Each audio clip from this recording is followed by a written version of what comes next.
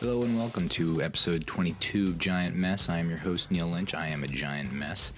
I'm a Giants and Mets fan who loves movies, comedy, TV, and a whole lot more. On this week's episode, we're going to be talking about my New Year's Eve. How did I count down the end of 2019, and how did I invite and welcome 2020 into my life? Also be reviewing You, Season 2. Kevin Hart, Don't F This Up on Netflix. My most anticipated movies of 2020. I'll give you my reviews of Dolemite Is My Name and The Peanut Butter Falcon, starring Shia LaBeouf. So with that out of the way, let's dive right in. Got a lot to talk about, not a lot of time to talk about it. Gonna have to jam-pack, stuff it in. Thanksgiving's over, but there's gonna be some stuffing in this episode. No two ways about it. This is going to be a pretty big episode, so I got to jam right through it. So if I'm going too fast, I apologize. I got some feedback on my show recently. People don't like me. Oh, they don't like to hear me swallowing. They don't like to hear my saliva, my I was about to say irritable bowels, but they're not. My angina, that's not it. Esophagus. The fire, the lava that comes up my esophagus, the heartburn, the agita, that kind of stuff. They don't want to hear that into the mic. So, yeah, the mic's sensitive. I'll give you that much. And I need to work on it. I'm looking into some equipment upgrades now that I got the full-time job, and can afford such things. So no more of this GoPro bullshit. No more of this sensitive mic. We're going to step up our game because that's what it needs to happen. Take this to the next level. I'm already giving you some Kevin Hart, what an inspiration. I watched that series on Netflix, and it was just like, it spoke to me. It was just like, hey, just work a little harder, Neal. I've always considered myself a hard worker, but it's always like in the corporate way for someone else in someone else's company and bottom line, not for my own. So maybe that'll change in 2020. I already got that January optimism that will be slowly crushed over the course of the month, and then February it's down in the dumps yet again. New Year's Eve wasn't crazy. We had a friend come over. I had to work that day until 6 or 7. Our friend made short ribs, amazing. Brussels sprouts, amazing. Scalloped potatoes, amazing.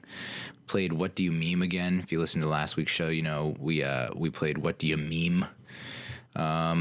And we added a new rule this go around this time that made it more exciting, where you pick a random card from the pack, from the stack, and you throw that into the mix. And sometimes it actually is way better than what you put down. We listened to the Fly station on Sirius XM, pumping up the jams, and then watched Dick Clark's Rockin' New Year's Eve with Ryan Seacrest for the countdown. How long does Dick Clark get to put his name on that thing? That's interesting and impressive. I cannot remember when Dick Clark passed, but what a legacy. What a friggin' legacy. He must have negotiated that into his contract. Like, hey, when I'm gone, my name gets to stay on the name. My name on the name. My name on the show title. In perpetuity, I guess. Ryan Seacrest doesn't age. Dude's amazing. Lucy Hale, who is the co-host, she scares me. Yeah, I don't know. I was going to say she isn't human. That's not right. Don't say that. But she is scary.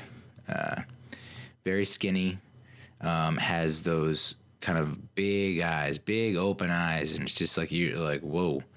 And there was that movie that came out with her. I think it was called Truth or Dare, which was another Blumhouse special, I think, about a game gone wrong, y'all. And boy, Lucy Hale, already has, she can get, the crazy eyes on you. And then you add some CGI to it, and it's just like, forget about it. Night Terror Central.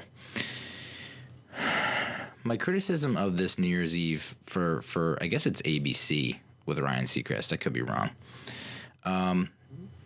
Why are you staying in New York after the countdown's over? It was kind of sad. It was like they kept cutting to the crowds, this mass exodus, and there's just nothing left in the Times Square. like minutes after the ball had dropped. And it's like, we still got other New Year's Eve countdowns to get to, folks. We have the Central Time Zone, the Western Time Zone, Arizona, whatever time zone they're on, because I know it differs. Let's move it on. Let's keep the party going. Let's not, you know. But no, they kept cutting back to Seacrest and Lucy having awkward exchanges, and it's just like, come on, go to the party. That's my 2 cents. But I guess what made the rounds in terms of stories, Anderson Cooper and Andy Cohen talking about the biggest cocks in Hollywood. Always a good time. Gronk spiking the Lego statue of Steve Harvey and Harvey losing shit. That was good. Did I end up staying up late that night? I think I didn't go to bed till like 2 something. I ended up staying up and watching something, and I can't even remember what I watched. It might have been the first episode of the Kevin Hart special, Don't F This Up, on Netflix. But New Year's Day, I actually had to do work on New Year's Day. I had a bit of an emergency situation that just didn't see coming. And I don't think anyone else in the company saw it, and I don't think anyone else in the other company, one of our clients, saw it. So I had to jump on for a little bit, but we ended up binging pretty much all of You season 2 while I had the college bowl games going on the iPad. Worked from home Thursday and Friday, and then yesterday, Saturday. I'm recording this on Sunday night around 9:30, January 5th, 2020. Can't believe it's the year 2020. First of all, I mean, I just said first of all, and we've been talking about 2020 for the first, I don't know, 7 minutes. I just brought it up, but yeah, it's shocking to hear that it's 2020. This is not what I expected out of 2020. I didn't think we would get here this quick. It feels like it just was 2000. Like we were just talking about Y2K. Everyone's freaking out about their computers and the year changing, and like what's the 21st century going to be? And you had all these like 2K whatever, you know. But in looking back at New Year's Eve past, you know, this was a pretty tame one. But there was a time that I was like very sick, very ill. It seems like I'm always ill or very sick on New Year's Eve or going into New Year's Day. But this was probably junior year in college. Definitely not 21 yet. I went to the China Club, which is, if you're an SNL fan, Saturday Night Live, you remember China Club is where Will Ferrell and I say Chris Kattan did Night of the Roxbury, that kind of thing, where they go to the club and they like dress up in their like crazy silk suits with the black turtlenecks and the gold chains, and they just dance up and grind on chicks in the club to no success, to much failure. So we went there for New Year's Eve. This is New Year's Eve, I guess 2000 into 2001. Was listening to the Blink 182 like live album or remix album or something like that on loop, and getting laser treatments on my nevus on my back. So stupid. And deathly sick, and just went there and with a fake ID. Even though I think both my friends at the time were probably 21, or no, hadn't turned 21 yet. One had. So he kind of led the way. Like the guy with the real ID, he leads the way, and then the fakes come after him. Went there and I had a great time. Might have kissed someone at midnight, I think. Definitely got her sick. 1,000%. Sorry about that. But that was one that has always stood out to me. I think I mentioned this before. There was one the following year, so that was junior year in college, senior year in college, trying to drive down from New Jersey with 2 other kids from New Jersey. We're all from New Jersey, and we thought we could drive, I think it was straight down the Parkway or the Turnpike, one of the two, straight down through New Jersey, just in glide into Baltimore. Somehow we were gonna make that work, and realized nope. We kind of hit an impasse at Cape May, the southernmost tip of Jersey, and we had to come back up and then around through Philly, Delaware, etc. The proper way. Still managed. No, again, sorry, I burped. You know, I don't have a dump button, and I don't have time to edit this shit. That's just how this is going to go. So you're going to hear a lot of like guttural sounds, visceral sounds, raw sounds. You know, that's my body. I can't control it. So that was another one where we did make it there to Have a Nice Day Cafe in the power plant area. We made it. Had a gigantic fish bowl of booze. And eventually brought a pair of ladies out of the club, hailed a cab. The one lady was in pretty bad shape. I was actually, you know, this is going to sound bad, but I was trying to help out her friend. Her friend was pretty, I would say, banged up. Not necessarily blacked out, passed out, but like, you know, on the verge, on the doorstep, knocking on heaven's door. And so, you know, I'm trying to get the cab, trying to get them. Like, hey, here's $20. Just wait here. I'm going to get them. Come right back. He's like, okay, no problem. Yes. And yeah, he took off. As soon as I walked away, he took off. And I was like, oh, $20 out the window. And you wonder why Uber exists and Lyft and Sidecar and all those other rideshare services. You wonder. Because cabbies, for the most part, I don't want to generalize, you don't want to stereotype, but like I've had some really bad experiences with cab drivers and cabbies. And you wonder why, you know, Uber and Lyft were created and why they exist. I mean, the stories, I know there are a lot of crazy Uber and Lyft stories. I've told a couple crazy Uber and Lyft stories, but like cabbies, it's like, whew. Anyway, ended up getting another cab. They are not staying in Baltimore. So we're in power plant, Baltimore, Inner Harbor. This cab drives like 40 minutes on the highway. Get to the hotel room, and they're like, thanks, and slam the door right in my face. It's like, I just helped you avoid death. Can't I get like something? I know that's not right. It's toxic, right? Toxic masculinity, expecting, you know, a reward, a sexual reward for your deed, your good deed. But it's like, lady, I could have just put you in this cab. And you know, in retrospect, and this happened to me a couple times where it's like you get in the cab expecting something to happen to go down. And because you would think that the other party involved here would be like, you know what? Thanks, but no thanks. We got it from here. Nope. They sucker you with, you know, hints of, you know, a reward, quote unquote, reward. I don't want to say, it's just, makes me feel skeevy. But, you know, there's definitely sexual tension there. And you're like, okay, so I'm going to go back and some things might happen, going to happen. I don't know. You don't want to just shoot it down prematurely, you know, cock block yourself. So you go along with it. And I've learned really in the worst possible way multiple times, having to pay lots of money out of my pocket that not a wise decision. Might as well just send them on their way. Be like, yep, see you never. But so that one stuck out to me.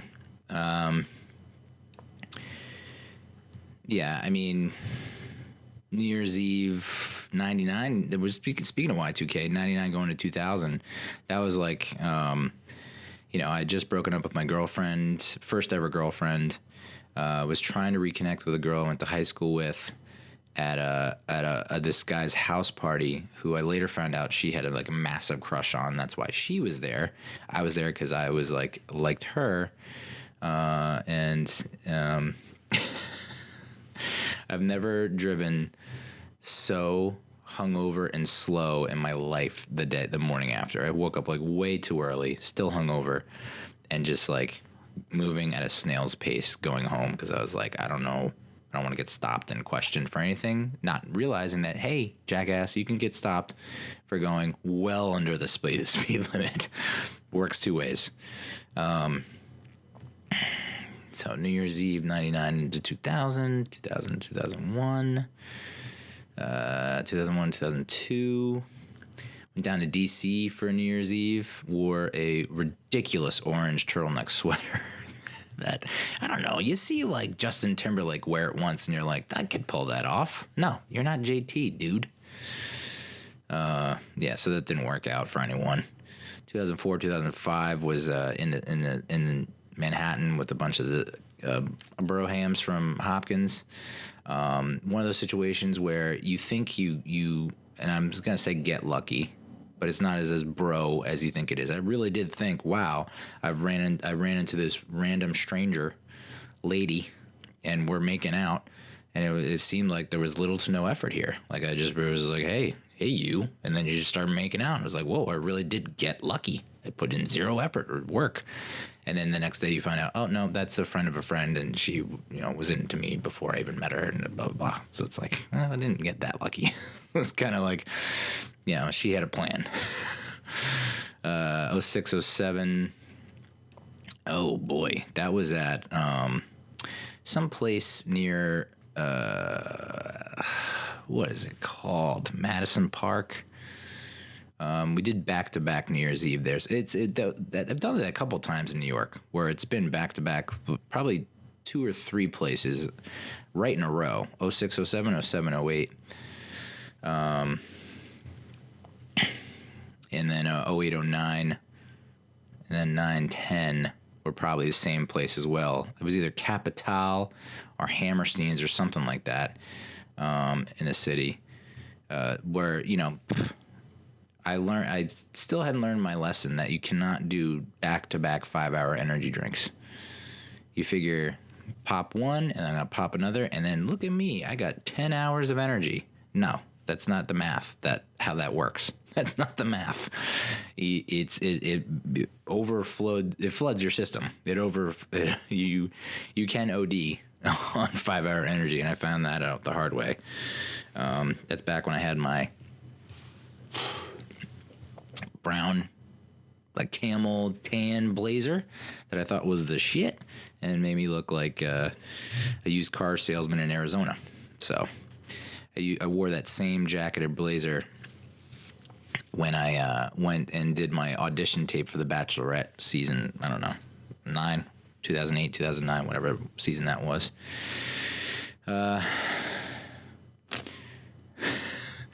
2010, 2011. So New Year's Eve, 2010, 2011, we went to the Poconos. I was working at Co-ed at the time, so I still had to do some work during the day because that's blog life for you. Never turns off. No days off. No days off. And we ended up going to a place, I'm not kidding, called Shenanigans. It's a place in the Poconos. I believe it's the Poconos, right by a lake called Shenanigans.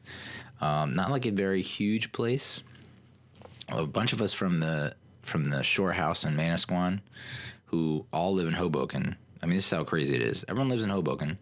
We're all friends in Hoboken, but we all get a Shore House together in Manasquan, and then we all get a house New Year's Eve in the Poconos.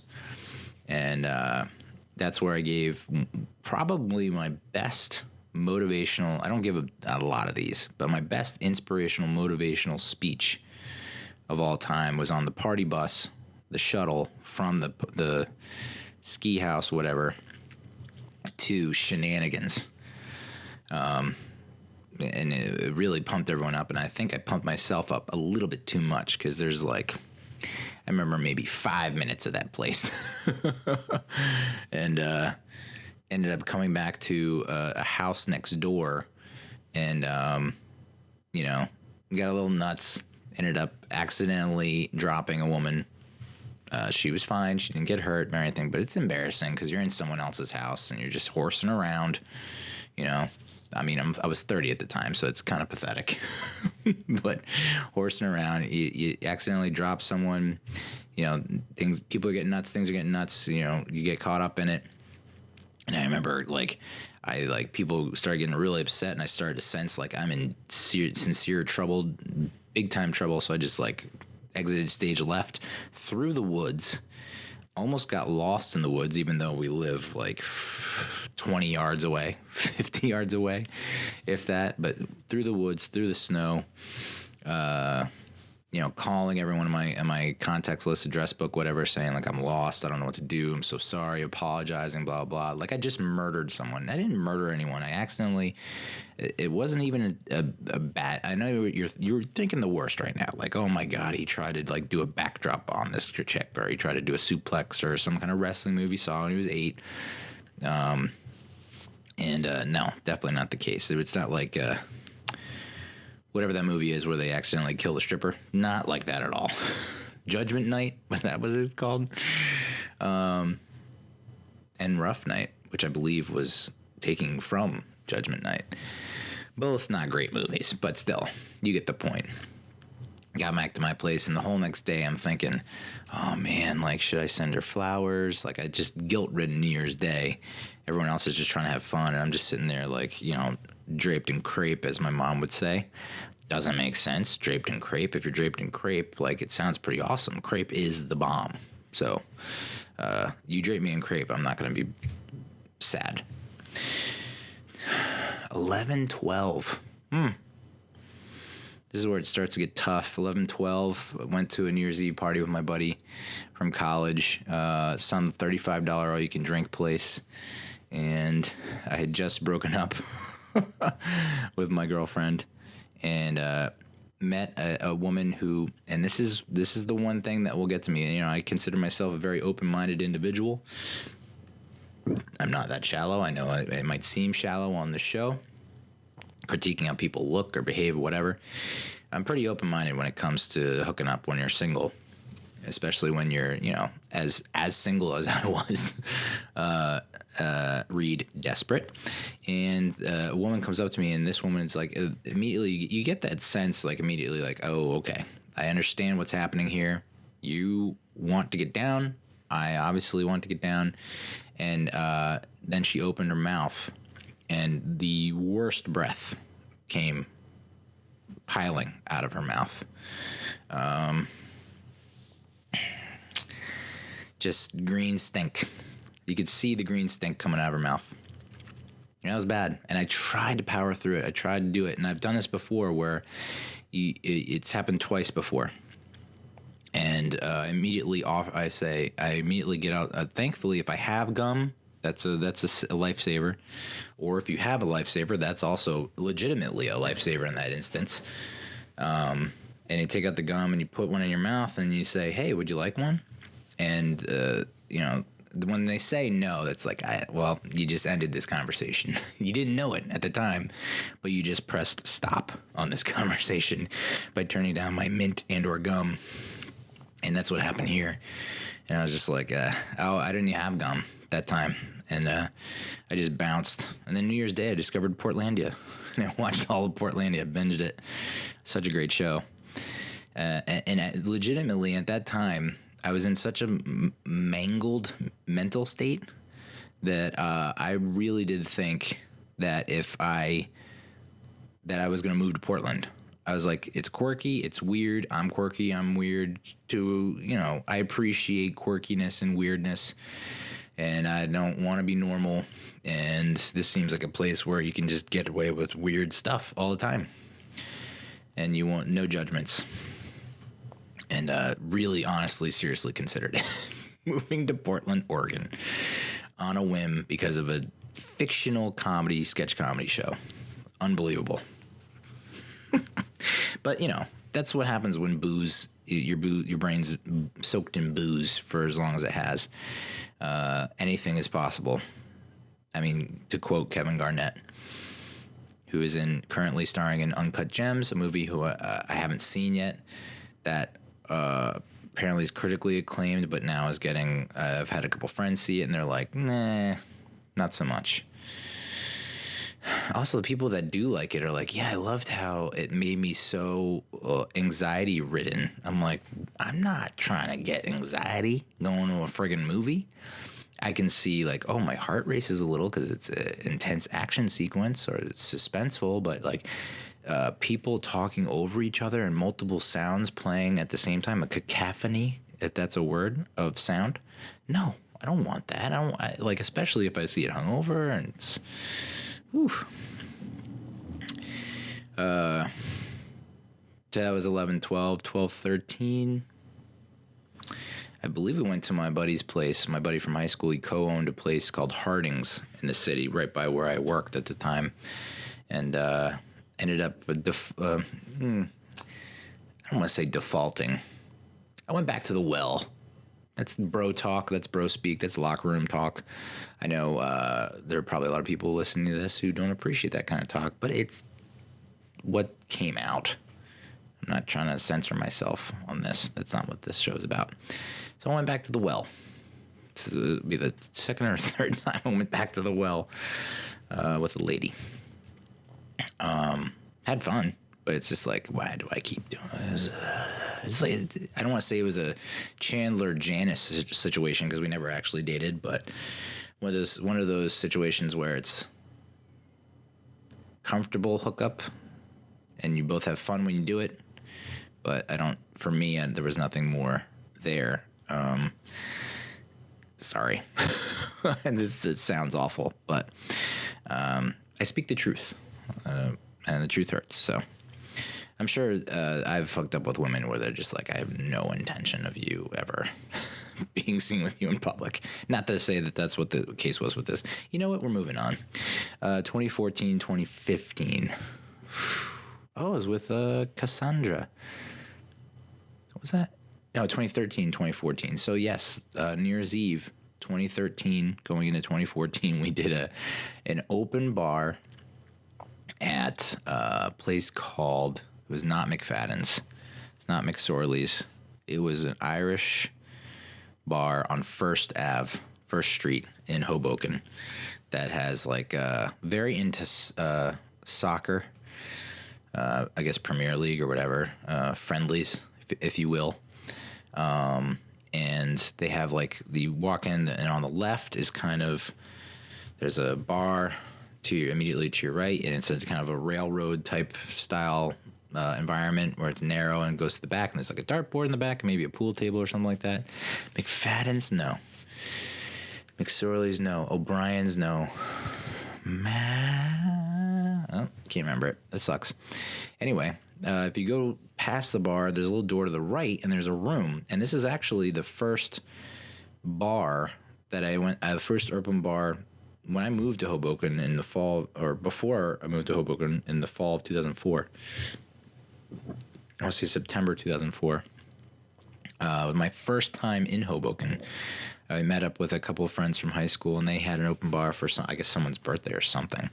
And this was in that room on the side of this bar. You can rent it out, and they also had like comedy open mics there, which I would do much later on. But this was an open bar, and there's like a DJ booth, a little dance floor, a bar along the wall.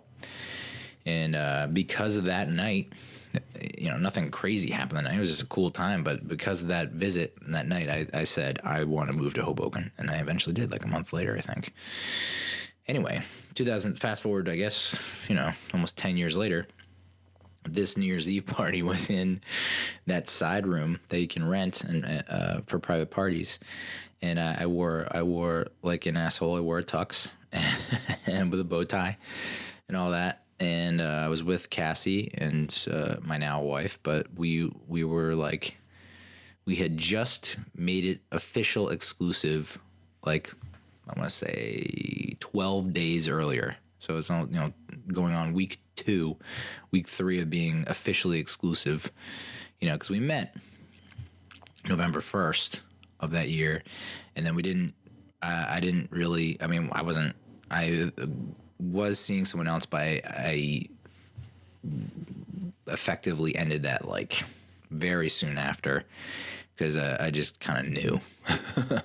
They say when you know, and I was like, seems like it's it for me. So and that night, New Year's Eve, if you see the pictures from that night, I don't think other than maybe my wedding night in 2016, I don't think there are pictures of me looking any happier. This was like the happiest, before my wedding, this was the happiest you'd ever see me documented on camera. Very happy, smiling ear to ear the whole time. And that was the night that we actually said, I love you to each other, which is in retrospect, holy shit, that is quick.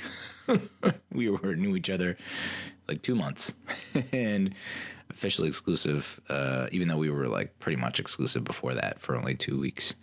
So that was a great New Year's Eve. That was like Timber was huge from Kesha. I remember Timber being played throughout the night and just going nuts.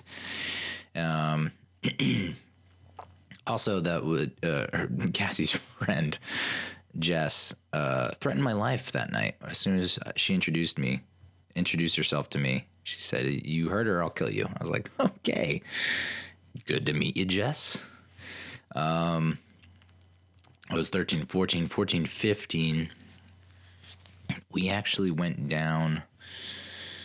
I believe we went down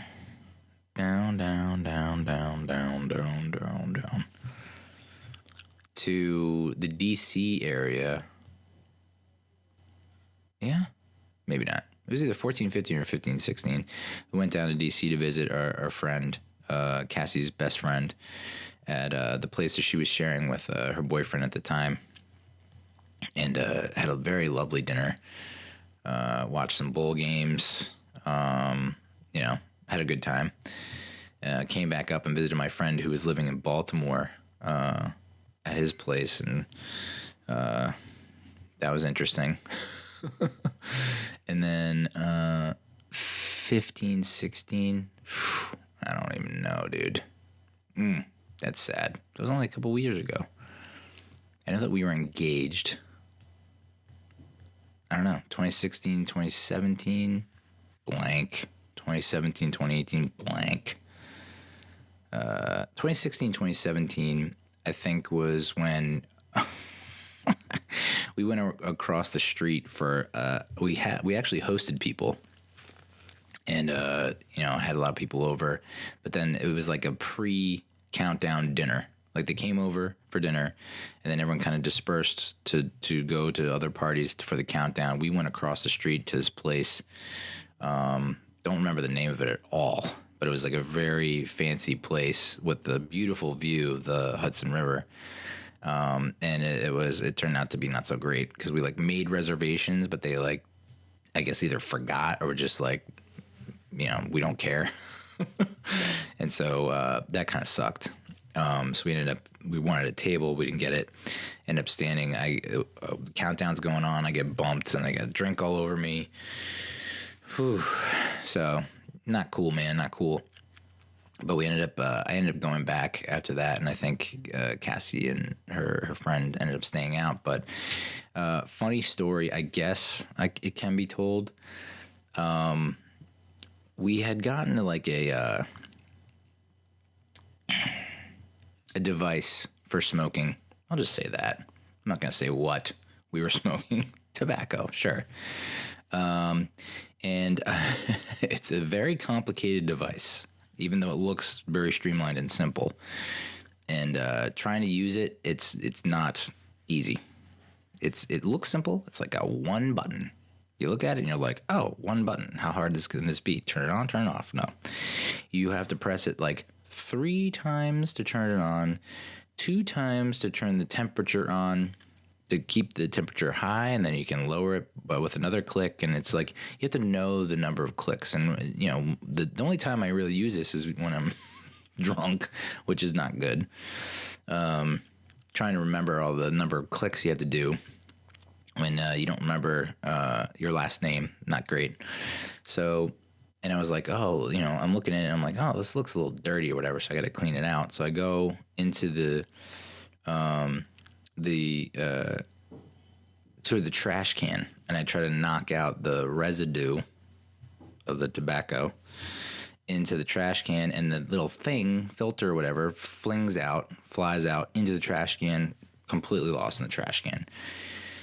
And I had that internal debate of, do I now go into this trash can to find this very small filter thing so that I can smoke this thing by myself when it's 1 a.m. It's already past midnight. like, is this worth it? And I said, nah. And I said, I'm going to go to bed. And then I got to my bed and I laid down. And as soon as my head hit the pillow, I was like, I got to get that metal filter thing. I got to get it out. And so I ended up dumping our entire trash can into our bathtub in our bathroom and sifting through garbage to find this little metal filter to put in this device to smoke some tobacco. And was it worth it for this story? Yeah, I think so. I think we're all better for it. I mean, that's desperate times to call for desperate measures. And apparently that I needed that to welcome in 2017.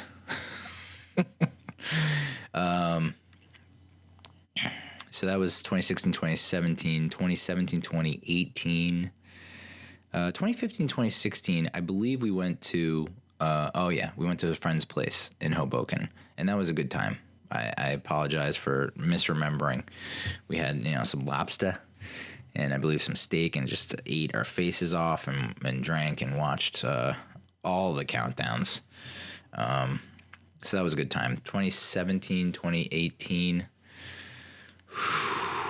That was when we found out we were pregnant. I say we were pregnant when we discovered Cassie was pregnant. So leading up to the holidays, we went down to South Carolina to be with my mother, my sister, and her family. And we ended up going out one night. We were able to. My sister has a daughter, and at the time they just had a son. So they had two kids. Or they have two kids. They didn't go anywhere. What a twist. So we got our one night out. And so we ended up going out and meeting up with my brother-in-law's brother and his new wife, and who I'd never met before. And we had a nice dinner at this local place, I believe in Conway, South Carolina, and ended up playing some darts. And I remember, Cassie, certain alcohols affect her demeanor and her attitude sometimes. She'll fully admit this. And she admitted this, like when we were talking before we even met each other online on okcupid.com, that, this makes me do this and this makes me do this. And I think the dark beers got to her, because she thought I was like flirting with my brother-in-law's brother's wife. And, I was like, whoa, what's going on? Like something's got a hold of her. And she was very sick the next day. And I was like, wow, I've never seen her this hungover. And I remember telling my brother-in-law at the breakfast table, my mother, and they both just looked at each other and looked at me. And my brother-in-law was like, yeah, you sure she's not pregnant? My mom's like, that sounds like she's pregnant. And I'm like, no, there's no way. There's no way. Because we had said in like October, November, we wanted to start trying to have a child. But we figured it's like, we figured you try for a while. Like it just doesn't work the first time. You got to try and try and try, which I'm all for. But you never figure. And I always thought, I got, my runners down there are not runners. They're crawlers, if they're even getting off the couch. Like I don't have, my fluids are not fluid. They're stationary. That's what I thought. I thought it was just shooting blanks, to be honest. And it turns out Cassie's very fertile and didn't need a lot of help from me. Just need one. And I guess one decided to stay limber that day. Anyway, so they suggest she's pregnant. I'm like, I don't know about that. And so she's still very sick that day. And then I guess we left either the next day or something like that. She was still kind of sick and not feeling very well. I was like, ugh. So we drive home. We drove down. We drive back. So the drive is like 10, 12 hours. And I was like, well, may as well just pick up a EPT, early pregnancy test or whatever. Just might as well. What the hell? Shits and gigs. Picks it up. We go back. And we're supposed to go to a New Year's Eve party in Hoboken that night. So we get back. And we get back in the, I guess, early afternoon, early evening. get out of the shower and turn around and get headed out. And she goes up and she's like, all right, I'm just going to take the test real quick, whatever. Goes up, takes the test, and I'm watching TV in the living room, and the TV is situated so that it's like right next to the door to the living room at the time in our Allendale house. And there's steps. So literally you're looking at the TV and I can see, and I just pop my eyes left and I can see her standing on the stairwell, like just in total, like pale as a ghost, shock. And I was like, we're pregnant? You're pregnant? Are you pregnant? Yes, we're pregnant. And she just couldn't say anything. And I was like, oh, we're pregnant. Yes, we're pregnant. And so proceeded to go through the 12 steps of acceptance, denial, anger, whatever. Even though we wanted this, it's still scary. And had to cancel our plans for the New Year's Eve party in Hoboken that night. So that was 17, 18. 18, 19, we were here in the Wayne house, Wayne Manor. And, just hung out here because Bree was only 2 or 3 months old, 3 or 4 months old. So just stayed in the house and had a quiet evening. And then, same for this year. So that's a complete I did not expect to go into a complete goddamn rundown of my New Year's Eve memories as an adult who can drink. But there it is, year by year. Oof. Wow.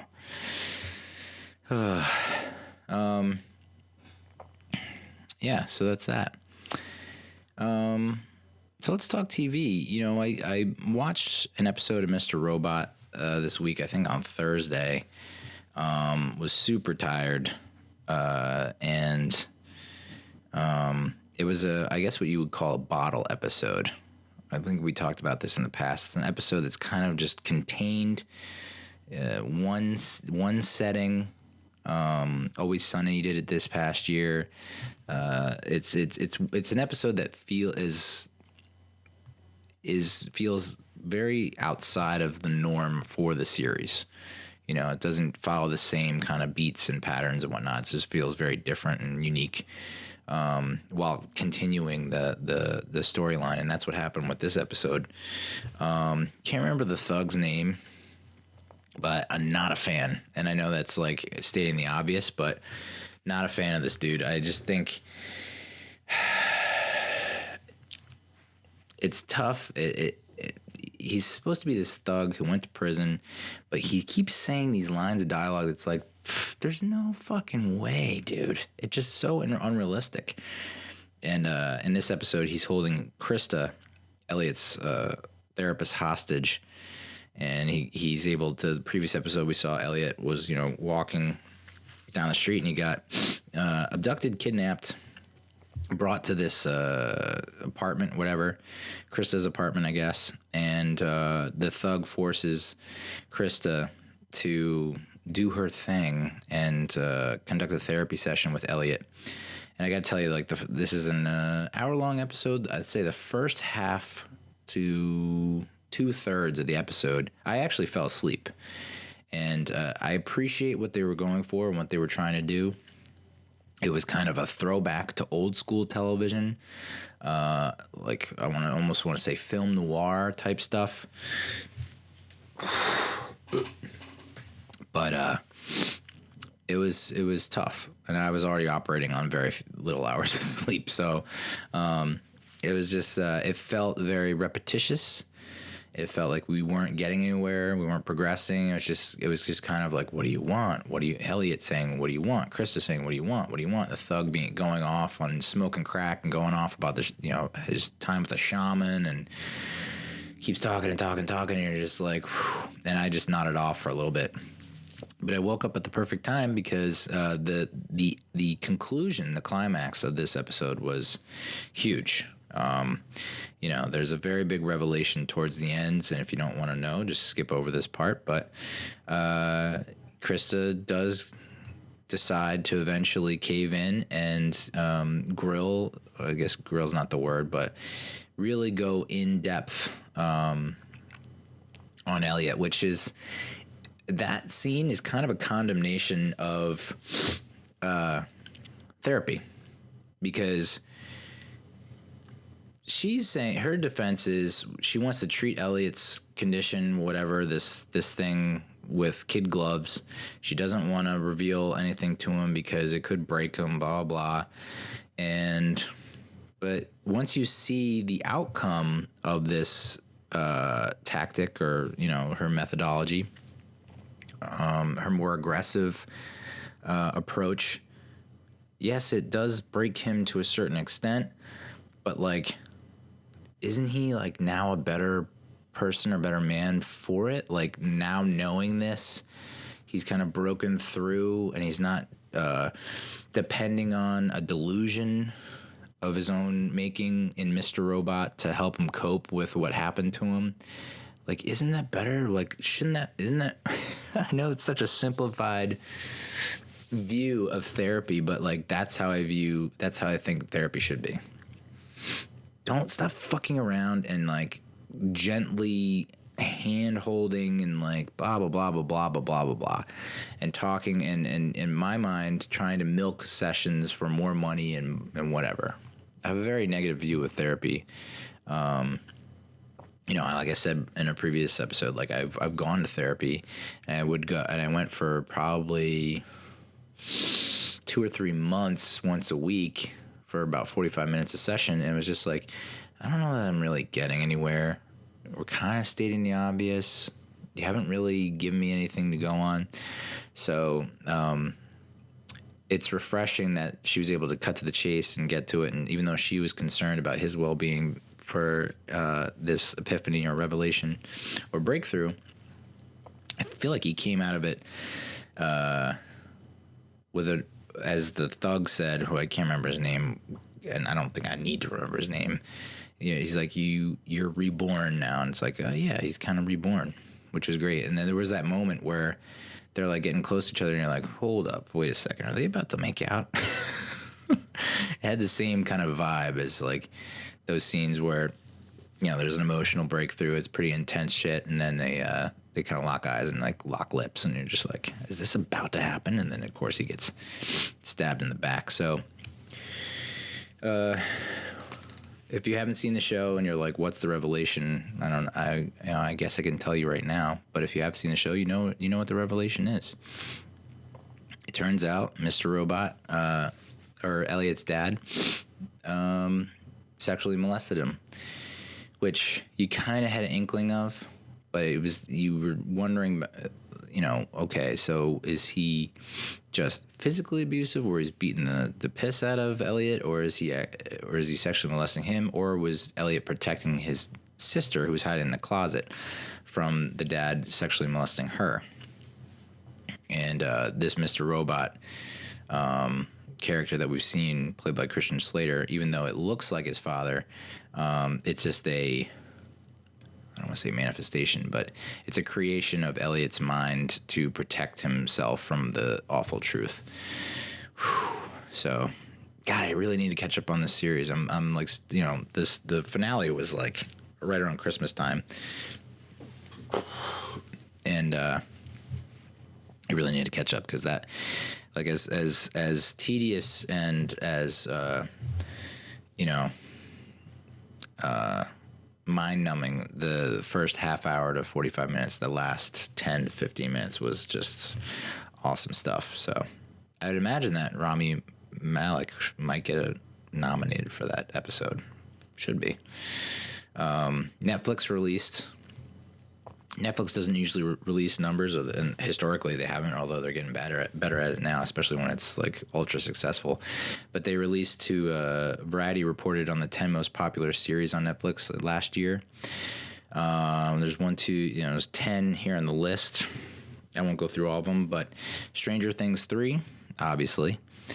Dead to Me, which is something that I don't think I reviewed in full detail. Not that anyone needs that, but Christina Applegate and the lady from Freaks and Geeks, Bloodline, and she did a guest run on New Girl, and I cannot remember her name. It's not Linda Cardellini, but it has a similar vibe to that. But an amazing show. It's about Christina Applegate plays a widow who lost her husband in a hit and run, and you find out that this woman that has come into her life has a lot of secrets of her own, and those all come to a head, and it's good stuff. It's definitely is Chris Pine in it? No, not Chris Pine. James Marsden plays the other woman's fiance / ex-fiance. So such a great show. Lots of good comedy in it, but also lots of drama. I think it's produced by Will Ferrell and Adam McKay. Awesome stuff. And the season 1, the way it ends is just phenomenal stuff. And it's like you binge it. And this is the issue with binging, is like you binge like a season of that in like a day or two, and then you're just left with nothing for like a full year, sometimes 2 years. And then it comes back on, you're like, we loved this, but now we don't remember anything about it. Now we need definitely a recap. And then the third of the 10 series, most popular series on Netflix, You Season 2. So we'll do a review of that real quick next. I will mention, though, 13 Reasons Why is in fucking Season 3. What is going on? I had enough of that show after Season 1, and then I was like, I cannot believe they're making a Season 2, and then there was a Season 3. Unreal, dude. Hard pass. So You Season 2. You're saying, Neil, what are you doing, dude? You're into football, you're into baseball, you're into sci-fi, you're into comedy. What are you doing watching You Season 2? Now, this is not of my own volition. This was New Year's Day. I was turned on to it by my wife and her friend, and just got kind of suckered into it on New Year's Day. And we ended up watching the whole season, all 10 episodes on New Year's Day. It's based on the novel of the same names from the producers of Riverdale. The critics' consensus for Season 2, Penn Badgley, who's the main character, Joe Goldberg. Penn Badgley's perversely endearing serial stalker keeps looking for love in all the wrong places during a second season that maintains a subversive tension while adding some welcome variations on the series formula. 91% of critics gave it a favorable review. 83% of the audience also gave it a favorable review. I believe that those numbers aren't as high as Season 1. And I gotta say, it's kind of like a step up from. I mean, I gotta imagine it's very similar to Riverdale in tone. It's like, you know, very attractive people, murder, you know, love circles, love interests, and whatnot, back and forth. But you know, it's people full, like everyone I've heard give reviews of the show, and everyone I've heard talk about the show, it's like, yeah, we all know it's a bad show, but it's kind of like, just, you cannot turn away from it. And I can say the same. Like, I think after episode, I want to say 1 or 2, maybe even 3, it's like, I don't know if I want to watch this anymore. And then it's just episode 4, like, takes off, and you're like, all right, now I got to see this through. Even though and I said this, you know, you can definitely tell that it's like they almost did a copy and paste job from Season 1. It's like Season 1, you had the flashbacks to him when he first started working at the bookstore, and he was held captive in the glass case or whatever by the bookstore owner. This season, they also go into flashbacks from his past, but this one is more focused on the incident when he was a kid, and his mom and his abusive father is, you know, taking it out on his mother, and she's like, "I'm gonna get out of here. Don't worry, we're gonna escape. We're gonna leave this behind, just you and me." And then he ends up shooting his dad with a gun. Spoiler alert. You know, Season 1 had Paco, the little kid, and that's kind of their way of making the Joe Goldberg serial stalker killer a likable character, I guess, to give him some kind of a rooting interest for the audience. And then this season, it was Ellie, the land. I guess she's the landlord, but she's also an investigative reporter. Weird. Her younger sister, who's like 15 in the show, you know, trying to help her out and help her avoid the pitfalls that her older sister fell into with regards to Henderson, the famous comedian played by Chris D'Elia, who is also a famous comedian, has an amazing podcast called Congratulations, which I highly recommend. So instead of New York, it's set in L.A. We introduce a character called Love Quinn, who is Joe's, I guess, romantic interest this season, played by Victoria Bertretti, who was in The Haunting of Hill House, and also one of the, I guess, Manson's cult members in Once Upon a Time in Hollywood. And she's kind of this season's version of Guinevere Beck. But she's more complicated than Beck. She's a widow whose late husband died of, I think, cancer, and was also deaf. So you see a lot of her communicating in sign language and whatnot. I will say this. I don't, no one's going to listen to this recap or review anyway, but wasn't in love with 40 Quinn, who's Love's twin brother, who's the manager of the trendy kind of Whole Foods type grocery store where Joe ends up working and Love ends up working. 40 came off as just like this arrogant dude at first who was just extremely unlikable, and then by the end of the season, it was just like, this guy, I feel for him in every possible capacity. He's so cool, so funny, so awesome. But yet still does things that are just atrocious, like he confesses that he killed his au pair. He offers $10,000 to the married couple just so he can kiss the bride in front of the groom. That was like, whoa, dude, that's intense. But ultimately he's super needy, and that was annoying, but very codependent, but he ends up trying to protect his sister from Joe once he does the math and finds out that Joe is the one who killed Beck, based on his intense research of the book that Beck wrote, which you saw at the end of season 1. I don't understand Candace Stone, I guess her name is. So Candace is like the ex-girlfriend that we thought was murdered in season 1, right? Because they kept alluding to it in season 1, like, where's Candace? Where's Candace, Joe? There was that one girl who was always like, where's Candace? That was like her one line the whole season was like, what happened to Candace, Joe? Where's Candace?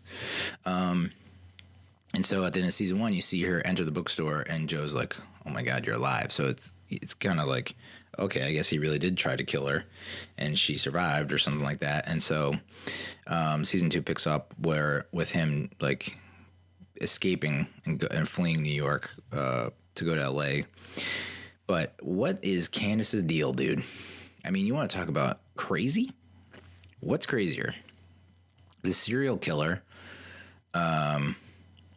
or the ex-girlfriend of the serial killer who refuses to just call the fucking... I just remembered. She did go to the police, and they didn't believe her. And the cop, who was a female, which I thought was a great choice, was just like, listen, off the record, you're going to need evidence. So that's why she's going to, I think she said either you need evidence or she's like, you need to just leave it be, get away from here, change your name, lead a new life, turn a leaf, whatever, turn the page. But like Candace goes to great lengths to, I guess, try and catch Joe confessing. And it's like I felt like she just had so many opportunities to just end him.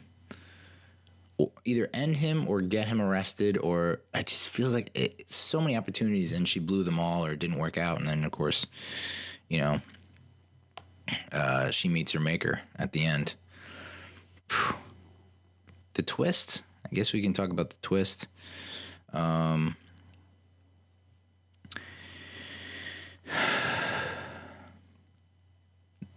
So, the twist. Turns out that, and this is where it was borderline unbelievable, like not to be believed. Like, I don't think that's a great choice by the writers or by the producers, but we're basically, for most of the season, it's like this feels like a retread of season 1. This feels like the exact same thing that was happening in season 1. He's just getting into tight spots, and what's he gonna do when the woman that he's been in love with and dating finds out that he's a serial killer and blah blah? And it turns out, she's totally cool with it. She's totally cool with it, and then, I mean, in the twist of all twists, I mean, I did not see this coming. And when they did explain it, I was like, okay, I guess I can see this. But you go back to the previous episode and you're like, I still don't know if I buy this. Basically, Delilah, who's the landlord, also investigative reporter for like a gossip column,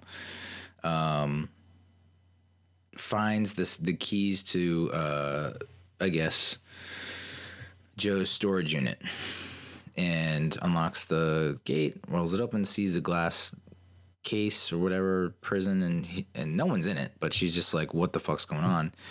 And starts rifling through some stuff and finds like the pictures and Henderson's computer and like all this other stuff that's just really nasty and crazy. And that's when Joe enters, locks her in, and is like, don't worry, I'm gonna let you go. And we kind of believe him because he already had Will Bettelheim in the glass case, the guy whose identity he stole / purchased. That was weird too. I was like, I don't know why is he in the glass case if he sold you the identity? It's like, did you not have the money, or I don't know. So you saw him capture this guy, keep him alive, help him out, and then release him. So you think, all right, he's said the same to July. He's going to keep his promise, and goes about and does his thing.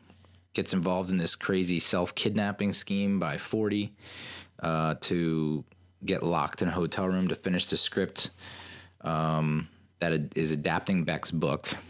Thanks to Candace, who suggested that 40 adapt the book into a movie, because she wants to get back at Joe. I mean, it's like Candace's plot and scheme and this whole thing is like so, like, needs so many things to happen for it to work.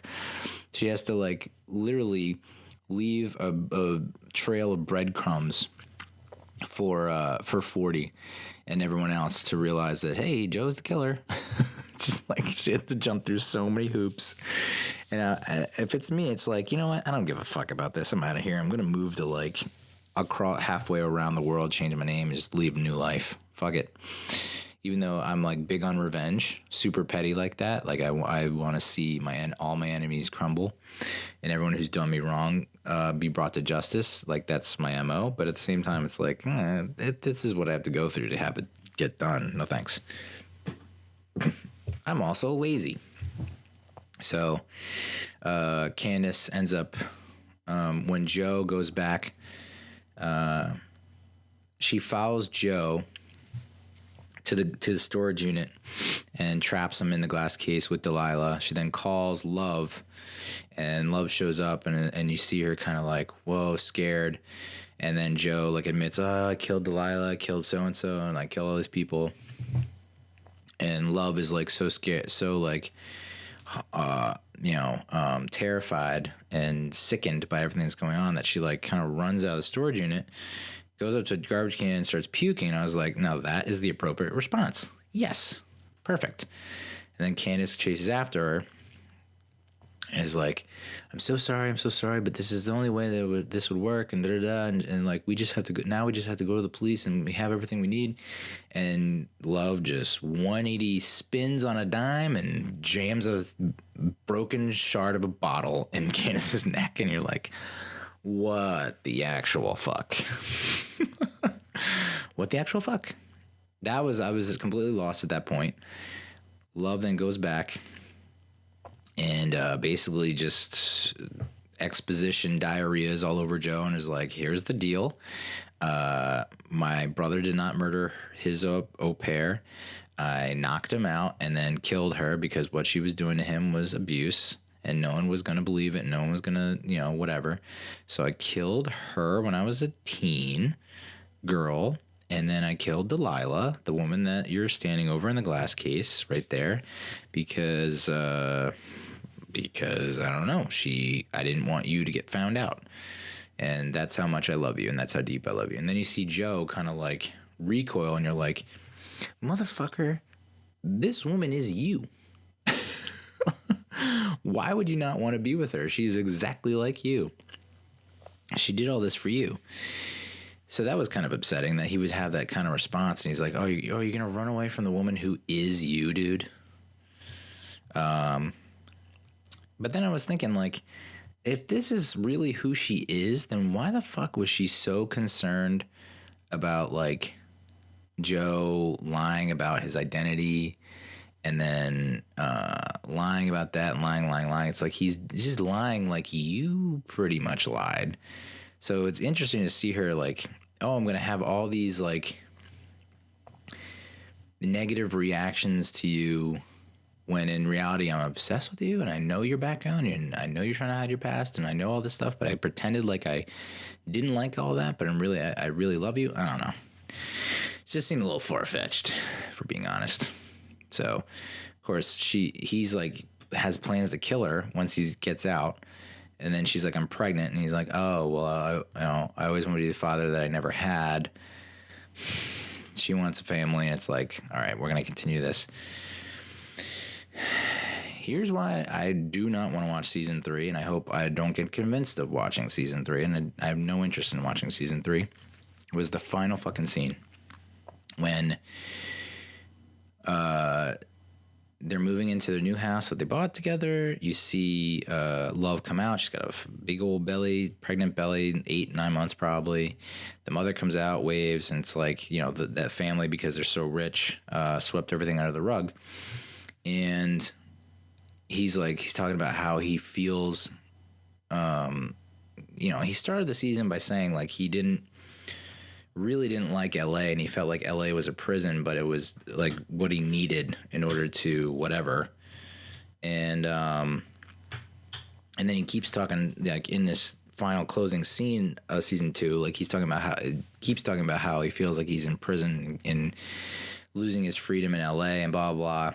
And then he goes in the backyard and he sees a hole in the fence. He peers through the hole in the fence and he falls right back into that stalkerish mode, all because he like sees a woman sitting in you don't even see her face, you just see like her arm and hand, and she's reading a book that I guess he likes, and I think she might have a wedding ring on her finger, and like you don't see her face, her hair, anything, just her arm, and she's sitting in a chair.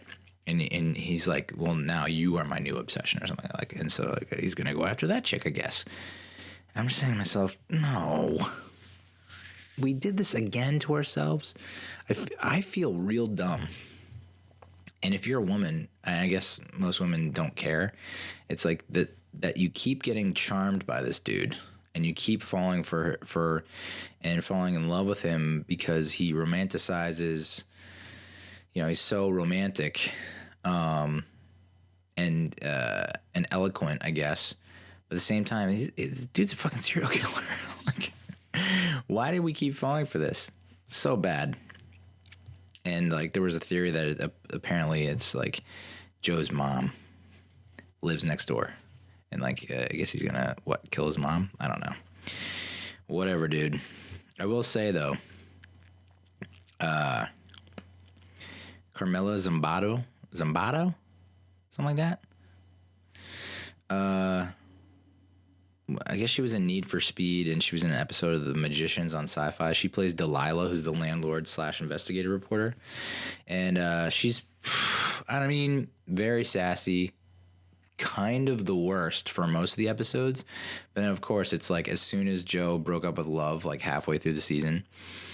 Like the day he broke up with her or something like that, he goes back and like she's in a bad place, and he comforts her, and it's like they bone. It's like, you guys hate each other, but you just we'll just bone, Good looking people, dude. That's what they do. They just bone. Like, that would not happen between two people, like any two other people that don't look good. It just doesn't. I don't know. I have a weird warped sense of reality, but and then so that was interesting. But then the scene that really got me was when they decided to order like burgers, because he went on this weird stupid diet to like cleanse based on the acupuncturist's advice, and so he ends up like puking on her and passing out, and then he comes to, and she's like, let's just order some burgers and shakes. They end up passing some whiskey to each other. They're like, oh, we're all out, go to the liquor store. We go to the liquor store, and so they're drunk, they're talking, just walking the streets of LA with a brown bag of whiskey, pounding that. And then what is the quote he said? I might have to look this up. But she's like leaning her back against the wall, like steps from the liquor store, and they've pretty much opened up to each other.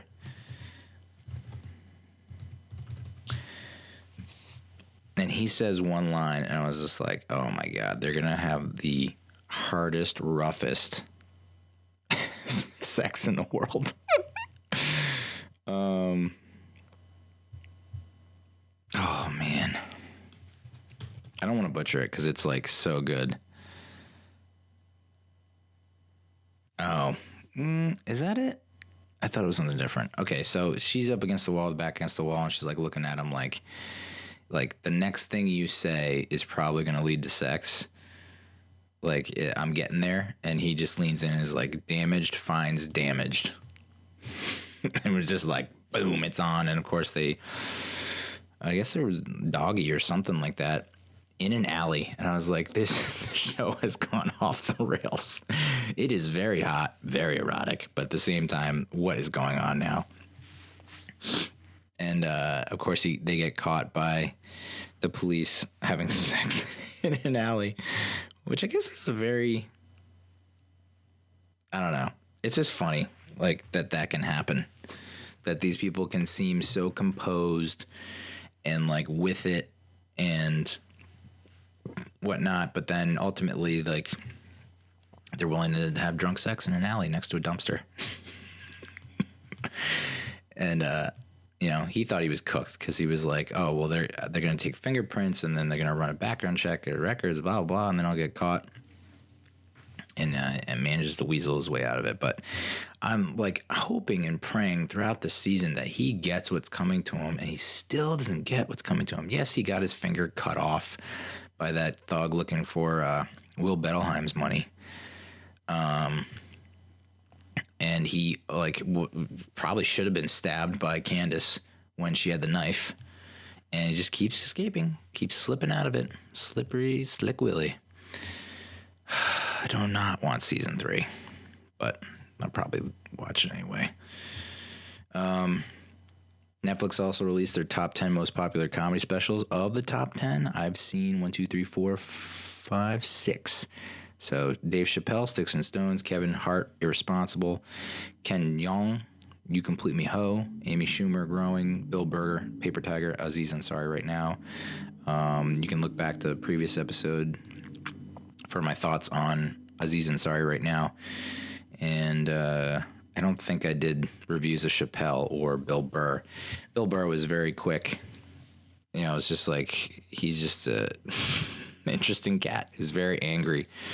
I guess I should watch Wanda Sykes' Not Normal. I heard that got really good reviews. And then I like Mike Epps. He was Black Doug in The Hangover.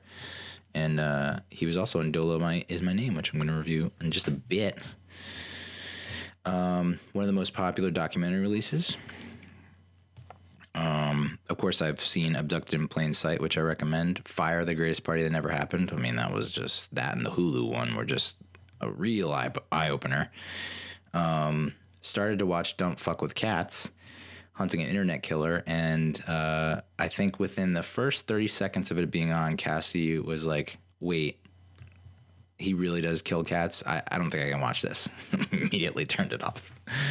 But then the fourth one that I have seen, or that I've watched, is Kevin Hart, Don't Fuck This Up. We just finished it tonight before I started recording. It came out December 27th. So You Season 2 came out December 26th. Kevin Hart's Don't Fuck This Up, December 27th. 66% of the audience gave it favorable reviews on Rotten Tomatoes. I guess only 3 critics have reviewed it, which is kind of nuts. But I guess that's what happens with Netflix releases, because there's just like a lot of these have zero lead up or promotion. They just kind of release it and they're like, hey, it's up. Go see it. So there's only 6 episodes. It runs through his family life, both when with his mom, who was unfortunately passed because of cancer, I think. Like his relationship with his mom, how his dad left or was kicked out, got divorced, and then I guess kicked out, got sucked up into street life, as they say, and drugs, and had like a bunch of other families apparently. And so Kevin was just with his mom because his older brother also got involved in that shit and I guess got kicked out or something. And so it talks about, his relationship with his mother, his father. It talks about his divorce from his first wife, Tori. And then how he met Nico, his second wife, how the Vegas scandal happened and how he got caught cheating there, and how Nico stood by his side. His boys, the Plastic Cup Boys, his crew. And then, his and Nico's wedding. So it dates back, I think they filmed, like current filming dates back to like, I want to say 2017. And it spans 2017, pretty much 2018 into early 2019, where I think the last episode ended up being... Okay, so the next to last episode was he gets the call when he's on tour in Melbourne, Australia, and he was informed that he's going to host the Oscars. And that was like global news that he ended up, not hosting the Oscars. And so you end on this like kind of weird high note, because it's a high note if you don't know the story. But that's just like the beginning of the end, the calm before the storm, because what ends up happening after that, all the shit that went down after it. And that's what the final episode really went into detail about was, the old tweet surfaces that's homophobic. It was supposed to be a joke. I mean, it's not a good joke at all. But it's from 2011. And, it was a joke. He tried it out. I know that he's made jokes about that. About him being scared about his son being gay in one special. I forget which special, but so he's made jokes about that in the past. And for some reason, like now that he's hosting the Oscars and I guess he's much more widely known and famous, it kind of resurfaced. And, his stance was... He's already talked about it. He's already addressed it. He's already apologized for it. So it's like now he has to re-apologize for it. And then his publicist is like, you need to go on an apology tour. He's like, no, my tour that I'm going on is going to be to publicize and promote The Upside, which was coming out, I guess this time, December of last year. And he's like, I'm done talking about it. And so like, I saw... I guess I saw a lot of myself in him throughout that whole process, where it's just like, as soon as he got the news, he like immediately reactionary style, like put out a video of him like in his bed saying like kind of addressing it, but saying like, these are just internet trolls, we're an outrage culture, and like basically not taking responsibility for it or being held accountable, or just reiterating or reemphasizing that he is sorry that happened and that he offended that community. And then his just stubbornness, I feel like I'm stubborn like him, And, my wife is not like me, thank God.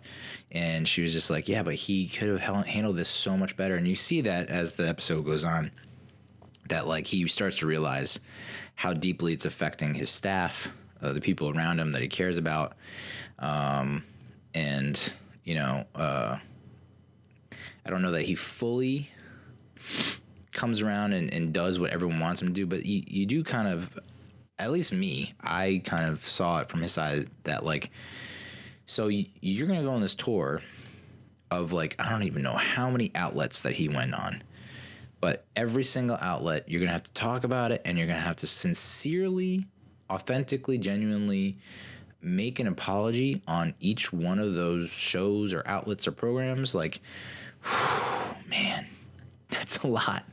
Because you get to the 50th, you get to the 100th appearance, or whatever, how many appearances you get down the road, it's hard to keep, in my mind, I don't know, being that sincere and having people, quote unquote, buy it. At some point you have to say, I've apologized for this and I would like to move on. And I've talked about it and I've addressed it and I would like to move on. But I understand how, it can come across as insensitive. But I was trying to put myself in his shoes and just say like, man, that was fucking like 7-8 years ago. It was a dumb joke. I've apologized for it. To keep rehashing it up or whatever. And then he ended up backing out because he refused to apologize, backing out of hosting the Oscars because he refused to apologize. But he's a likable dude, for sure. He's a funny guy. But like, yeah, he even says it like, I admit that I'm flawed, but that just means that I can be fixed, and I thought that was a pretty powerful line, because it's like, he's not perfect, and he said that we kind of live in a culture now where everyone expects you to be perfect, and I don't think he was using his upbringing as an excuse, but it plays a factor. I think it's a variable. The whole cheating thing in Vegas, though, that was like, I wasn't buying. I'm very anti-cheating. And like him and his crew basically saying, well, if my crew was there with me, this never would have happened. They would have tapped me on the shoulder and been like, you're doing something stupid. Stop. Let's move on. But like, you need a crew of 6 guys to tell you that. It's not great. That's not good. And I understand he was on tour and he's away from his wife for so long that, and he hates being alone. That was a major theme of the series, that he hates being alone. And he even admits that, like, being a comedian, he needs approval. So, that's all understandable and to see why it happened, but it's just like, still, dude. And then they try to, what I appreciated about the series is I don't think it was that biased, and I don't think it sugar-coated anything. I think they, a lot of other people have a docuseries about them, a reality series about them, and where they have complete creative control. They want to make themselves look as good as possible, and I think, he might have done that here or there, but it wasn't like, you didn't get this overwhelming sense like, oh, wow, this is just one big propaganda bullshit about how great Kevin Hart is. No, he definitely shows you the downs, the ups, his bad side, his good side, So I appreciated that. But the whole, like, if I had my crew, like, that never would have happened. And then kind of pivoting and spin zoning and saying, well, it was this guy who's bitter who wanted to extort money from me that set me up and blah, blah. My wife was like, so all that just came together that night. This dude had a plan and it worked for a reason. You know what I mean? Like, for that all to come together and work like that perfectly, where he has the camera in the room and and it's like, seems like awfully interesting that probably was going on. She thought that, this is probably going on for a while, And this guy knows, JT Jackson allegedly knew, because he was part of the crew, that like when the other guys, the other boys are not there, like Kevin can stray. So, oh boy. But I hope he does another season. I don't know. I mean, I don't, we probably won't get it for a while, and this was only 6 episodes, but it's insane the amount of work this guy does. Whoo, boy.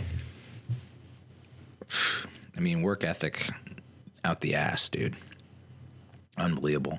The amount of shows and movies and, series for YouTube, and just crazy. The stuff that he's putting his name on is all over the place. Interesting that he's trying to put together, like, the one thing that they kind of kept focusing on that it didn't feel like it was getting much traction or moving forward that much, which was interesting because he rattled off like all the other shows and movies that, they talked about, Night School and The Upside and everything that's like either in production or like has been produced and came out. But yet he kept coming back to this one movie that he wants to do called Uptown Saturday Night, which came out, I guess, in the 70s and had like an all-star cast. And I don't think it was well received, but it is, by critics at least. It was, I think it's a seminal movie for a lot of people of a certain age and generation, community. And so he wants to like remake that with everyone that's like big now, popular now, which I'm so for. Because, and this is a good segue to Dolemite Is My Name. Dolemite Is My Name had an amazing cast of A talent that are all recognizable. And when you see that happen, you see that come together, you're like, dear God, man, why doesn't this happen more often? Why is this once in a lifetime type thing? And I guess that's why it feels more special when you do it that way. If you do it where everyone's, everyone's A-list and doing it all the time, then it doesn't feel as great and unique and special. So, all right, I get it. But Kevin Hart's wife, Aniko, seems like such a sweet person, who, a lot of people are like, why don't you just leave him? Why don't you just divorce him after you find out he was cheating, especially when you were pregnant or just got pregnant or something like that? And, oh man, I feel for her a lot. It's painful because she's like, I didn't really come from a good family, and I really want a family. I want us to stay together. I don't want to give up on this, especially because we have a son already. And, the fact that she got involved with Kevin, who had 2 kids already. And so it's like you have that kind of instant family type vibe that you're diving into. Means like she was all about it. She was all in. She really does want to be part of the family. And you could see there are little scenes here and there that were kind of heartbreaking as well, where it's like, damn, dude, she's putting herself out there for him. And I think just because he's so goddamn overworked and has so many balls in the air, pun intended, and is juggling so much that he's just like tired, but at the same time, just doesn't have the energy for her, which is unfortunate. And even had a joke, like it wasn't a great joke, but when he was like testing the waters on the comedy circuit to get some more material for probably an upcoming special or tour, he's talking about like, hey, you got to make a choice. Do you want the life you're living, or you want that good dick? And he's like, you can't do both. But Kevin Hart, man, he's so small. Oh my God. Whew. Very small, but like fit as hell, physically fit. Still manages to do all the things that he does. The radio show, stand-up tour, run a company. I mean, just like, he is a entrepreneur for sure, and he wants to be a billionaire. And there is nothing wrong with that, with wanting to be a billionaire. And he says once he becomes a billionaire, that's when he can really enact change, which I thought was an interesting quote. And I was like, do you really need $1 billion in order to start making an impact and really changing things up? But yeah, I guess. I don't know. So that's Kevin Hart's Don't Fuck It Up. I'm going to go over Netflix's 10 most popular movies of 2019 really quick. Of the 10, I've seen 1, 2, 3, 4, 5. 6 Underground, which I reviewed last week. Incredibles 2, which I caught before Incredibles 1. And I was not lost, surprisingly. The Irishman, which I thought was just a little too long. Triple Frontier, which I think had Ben Affleck and Poe from Star Wars. What the hell's his name? Oscar Isaac? Had a little Metallica soundtrack. Very nice. And The Highwayman is the other one I saw with, I think it was Kevin Costner and Woody Harrelson. Pretty good. About the guys who hunted down Bonnie and Clyde. I kind of started watching Ralph Breaks the Internet, Wreck-It Ralph 2, but I got distracted, so sorry. And then the other one on the list that I want to see is Spider-Man Into the Spider-Verse, which can't believe I haven't seen that yet. And then the other ones are Murder Mystery, which, it's Jennifer Aniston and Adam Sandler, who are always good together. But I mean, Netflix really shoved that down everyone's throat. I feel like that was on every single screen you went to at some point. So it's kind of hard for that not to be popular. And then rounding out the list, Extremely Wicked, Shockingly Evil, and Vile was Zac Efron. When everyone was thirsting for Ted Bundy. Weird. Chicks, man. People love hot serial killers. It is disturbing. And then Secret Obsession, which I don't know shit about, but I might have to check it out. My most anticipated movies of 2020. We'll quickly go down the list. There's 27, which, sounds like a lot, but there's going to be like hundreds, if not thousands of friggin' movies that come out over the course of the next year. So I'll just run down the list really quickly. Some of them, right off the bat. Some of them I'll give a little deets on. First one, which is coming out in the next 2 weeks, Bad Boys for Life. Confession time. I don't think I've seen Bad Boys from start to finish, nor have I seen Bad Boys 2 from start to finish. And I forgot there was a Bad Boys 3. So I might need to do a little binging. Maybe I can rent a bundle off Fandango now before catching Bad Boys for Life. January release date, though, that can't be good, right? MLK weekend, though. Number 2, Birds of Prey, comes out February 7th. Again, February is not a fantastic time for good movies to come out, but very excited to see Margot Robbie reprise her role as Harley Quinn. She'll be joined by a cast, all-female cast of, I guess, anti-heroes, maybe. So looking forward to that. Fantasy Island coming out February 14th. So Fantasy Island, the TV show, is like this goofy, campy, I believe it was a comedy. Maybe it was a drama. But it had like, it had like that older dude, white dude with the white hair, Ricardo Montalban is his name, maybe. And then they had the little person who was always like, the plane. I think that's what I'm thinking of.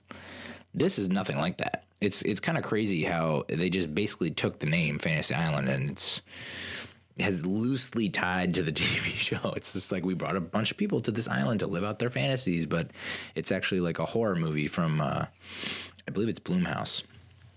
And I think Lucy Hale's in this one too. So Lucy Hale and Blumhouse making it rain. It does look good though. I saw a trailer for it when we went to see, was it Dr. Sleep? Whatever movie we went to see recently, it was a trailer, and it definitely looks cool.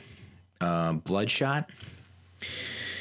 I forgot I saw the trailer for this, but Vin Diesel stars as I guess like a hitman mercenary type who like keeps getting killed and brought back to life, and he suffers from amnesia. So like he's like enhanced or something like that, and they just reset him every time he's killed or something. So he just forgets his past, and so this is all about him trying to figure out his past. Looks pretty good. Quiet Place Part 2 coming out March 20th. I just saw the trailer for this. Looks awesome. They go they show some flashbacks from when the attack or the invasion first happens, which we didn't really get in the first one because I think it was a lower budget. Now they have like they got the profits from the first one. They have a much higher budget this go around, and yeah, it looks. Whew. I love that one scene they showed for the flashback scene when the aliens first invade.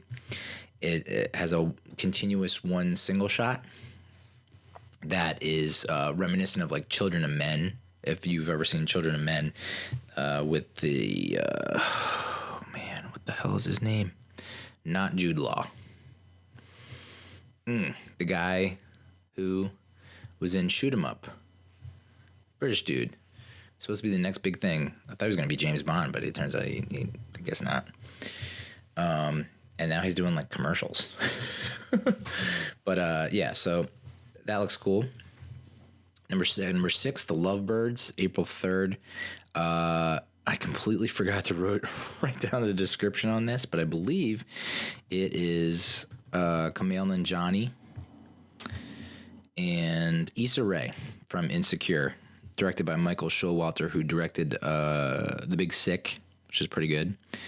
Synopsis is, on the brink of breaking up, a couple gets unintentionally embroiled in a bizarre and hilarious murder mystery. As they get closer to clearing their names and solving the case, they need to figure out how they and the relationship can survive the night. So it's kind of a mixture of, I guess, murder mystery is super back in now, because we now have murder mystery with Jennifer Aniston and Adam Sandler, but we also have Knives Out, which came out, I guess, around Thanksgiving.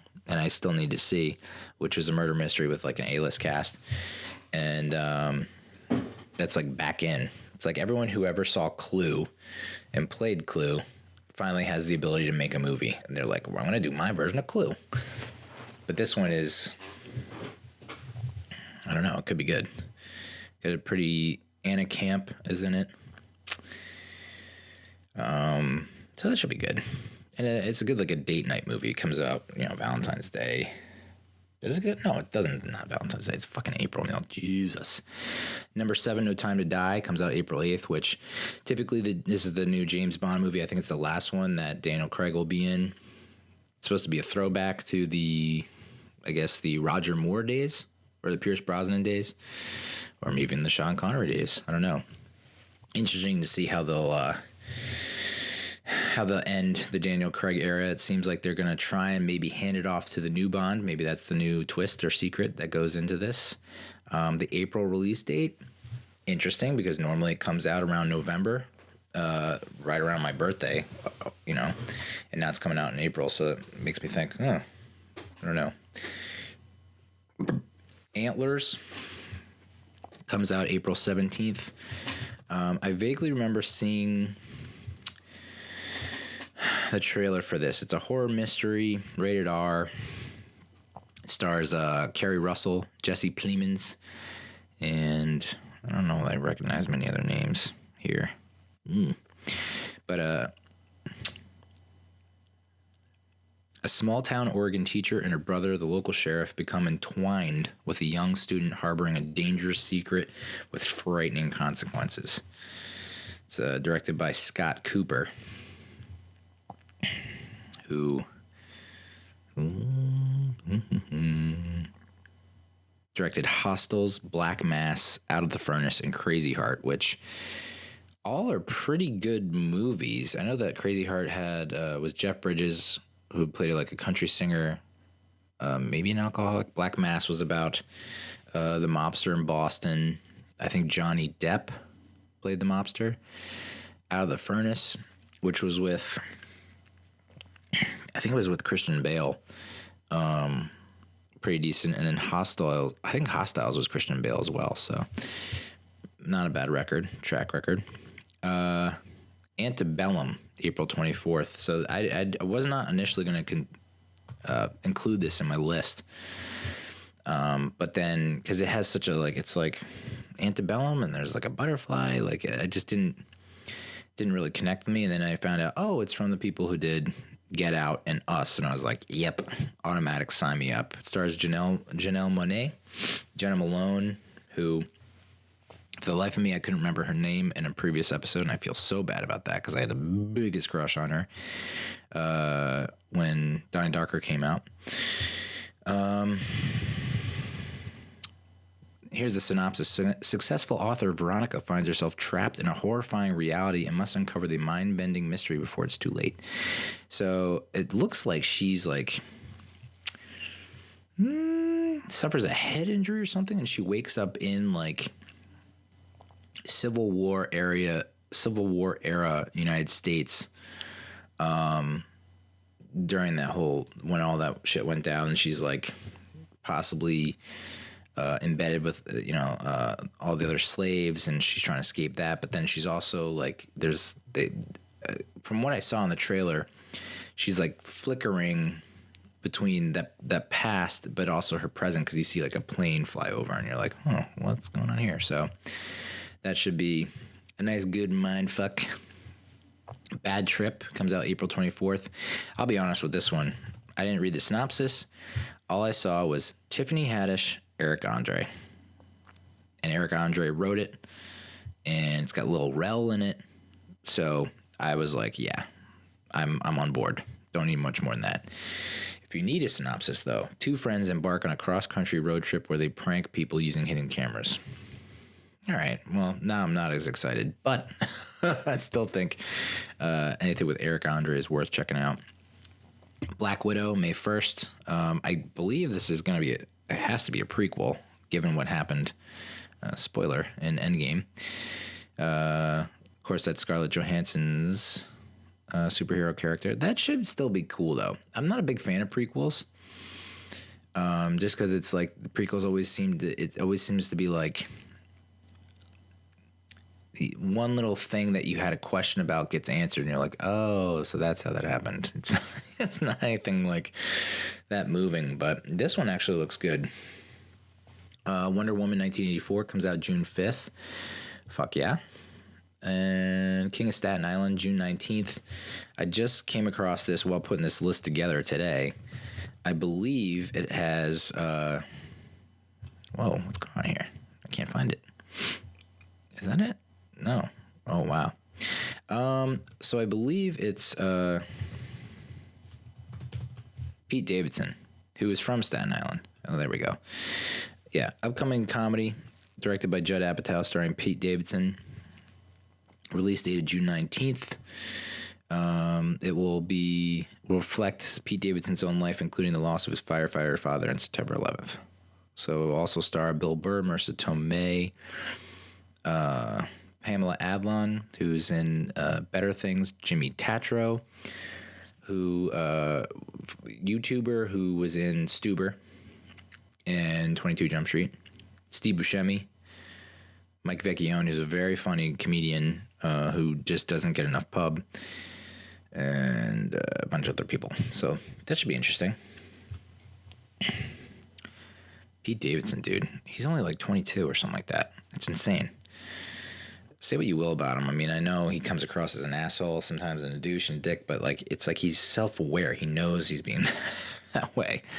And it felt like he was on a huge meteoric rise, and then the Ariana Grande thing happened, and it kind of got sidetracked. And who is he dating now? I don't, you know what? I don't care. He's dating now. Godspeed. Good for him. But this may be, I think this, June release, big comedy. It feels like it might be his version of Amy Schumer's Trainwreck. So I'm expecting good things. Number 14, Top Gun Maverick. Speaks for itself, June 26th. Free Guy. I just saw the trailer for this recently. It's going to come out July 3rd. July 3rd. Jesus, that sounds almost bigoted. July. With Ryan Reynolds. So apparently he's like a bank employee that finds out he's a character trapped in a video game. Very cool. 16, Ghostbusters Afterlife.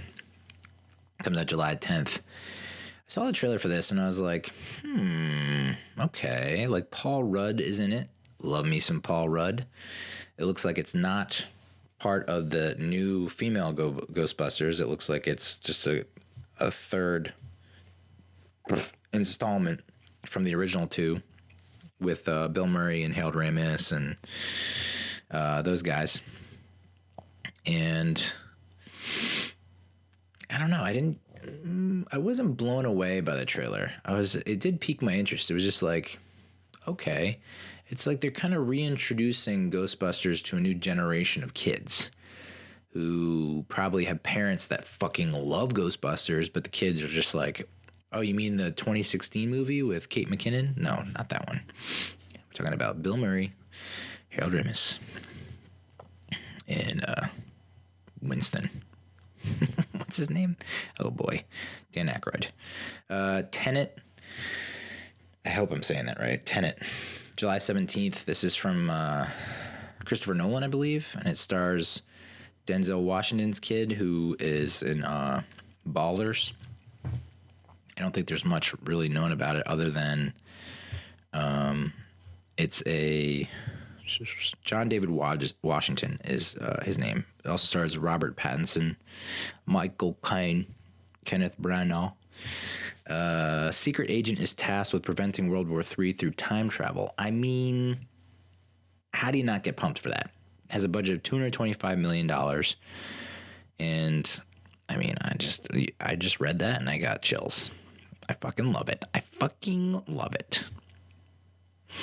I'm a sucker for time travel. I don't know what it is. Jungle Cruise, July 24th. I mean, it's got The Rock and Emily Blunt. That's all you need to know.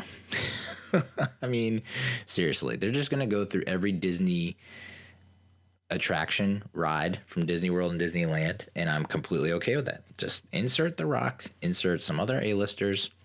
Boom. You're good to go. Good to go. GTG. Number 19, Bill and Ted Face the Music, August 21st. Very excited about that. The Many Saints of Newark. I was hesitant to put this on there. It comes out September 25th. It's essentially like the prequel for The Sopranos. It's got James Gandolfini's son playing Tony Soprano. I was hesitant to put this on here, but I think I'll give it a shot. I don't know if I'll see it in the theaters. This was not on any lists of most anticipated movies, but I put it on mine because what the fuck, why not? Venom 2, October 2nd. I've said in the past, like, I liked Venom 1. I mean, yeah, it was cheesy, it was campy, but I think that's what they were going for. And I liked the banter between, the symbiote and Tom Hardy. And we're going to be introduced, I think we're going to get introduced to Carnage. So that should be cool. Because Venom was like I think that was my favorite character from Marvel for a while. It was like, I liked him more than Spider-Man. Hate to say it. The Witches on October 9th. I originally was not going to include this on the list, and then I kind of read a description of it, and I was like, all right, I could be down with that. Upcoming dark fantasy comedy, and this is why, directed by Robert Zemeckis, written by Robert Zemeckis and Kenya Barris. Kenya Barris, who I think produces or created Blackish. Yeah, Blackish and Girls Trip. So it's good company. Based on the novel by Roald Dahl. Definitely butchered that pronunciation. I guess there was... was that? I guess there was one that came out in 1990. Was that The Witches of Eastwick? Which I just saw. Interesting. Anyway, Anne Hathaway, Octavia Spencer, Stanley Tucci, Chris Rock.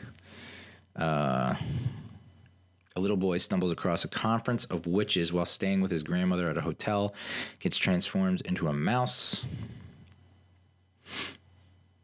Produced by the Jim Henson Company.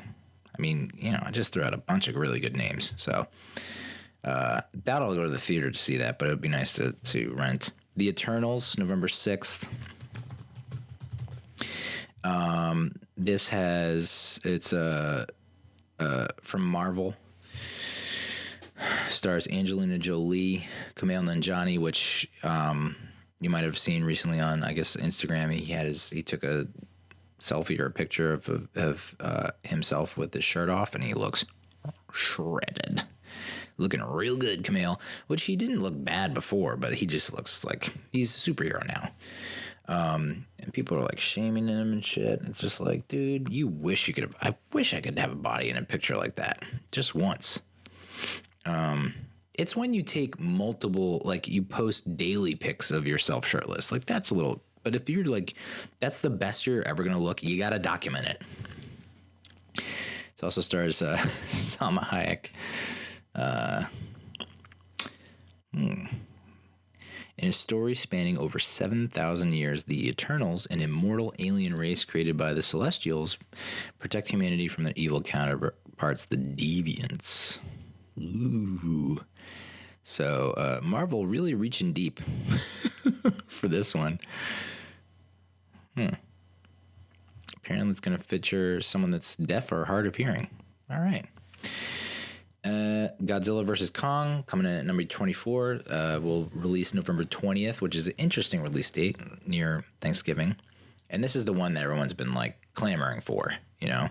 We've now had 2 Godzilla movies and 1 Kong movie, and it's like, let's just fucking get it on, okay? Enough of the bullshit, enough of the foreplay, let's just dive on in. Dune, December 18th. I never saw the original Dune. I guess I should probably try to watch it at some point. I don't know. Dennis Villeneuve is the director. What has he done? I should know this by now. Blade Runner 2049, which I loved. Arrival, which I loved. Sicario, which I loved.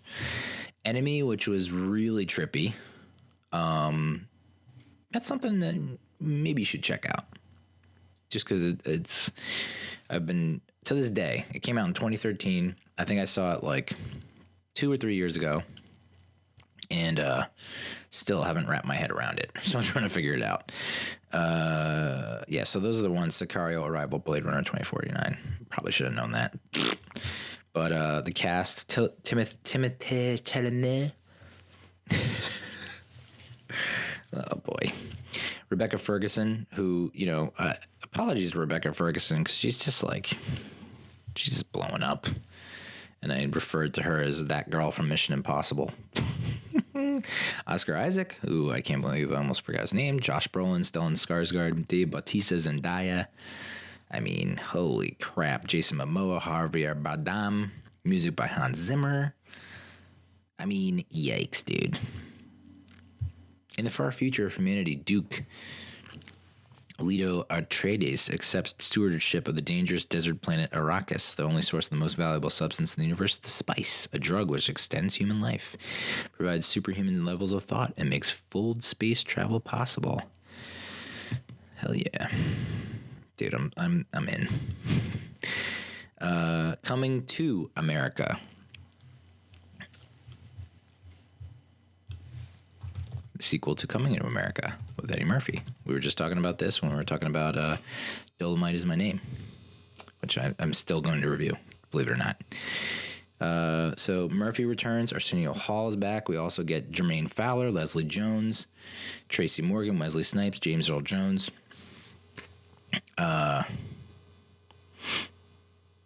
Kenya Barris is involved. So let me see what the plot is on here. The premise. Set after the events of the first film, former Prince Hakeem is set to become king of Zamunda. When he discovers he has a son he never knew about in America, a street-savvy Queens native named Lavelle, honoring his royal father's dying wish to groom his son as the crown prince, Hakeem and Semi, Arsenio Hall, set off to America once again. I kind of like that. I guess it didn't work out with Lisa, huh? Ooh, no, she's back. Lisa McDowell, Hakeem's wife. Interesting. Okay. Rick Ross. Morgan Freeman. Dude. Tiana Taylor. I didn't pronounce that right, but you get it. So on board with that. It's disgusting. And then the last one, number 27, The Tomorrow War. This one was really cool, if I remember correctly. Stars Chris Pratt, Yvonne Strahovski, who was in Chuck, TV series Chuck, but she was also in, oh my God, the friggin' Handmaid's Tale. J.K. Simmons, who is the, I mean, you know him from We Are Farmers. Bum, ba-dum, bum, bum, bum, bum. But he's also in Whiplash, Spider-Man, a whole bunch of other shit. Betty Gilpin from Glow. I think she was in something else. Ryan Philippe. Whew. Okay. Let me see if I can just catch up to the plot real quick. The film, which is set in the near future, is focusing on humanity's war against an alien and forces which invaded Earth, hoping to win it by using scientists' new ability to draft soldiers from the past to the war.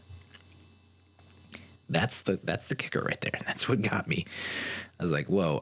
My mind just like started racing. I was just like, whoa. So all the like picture, I mean, it's almost like a fucking video game.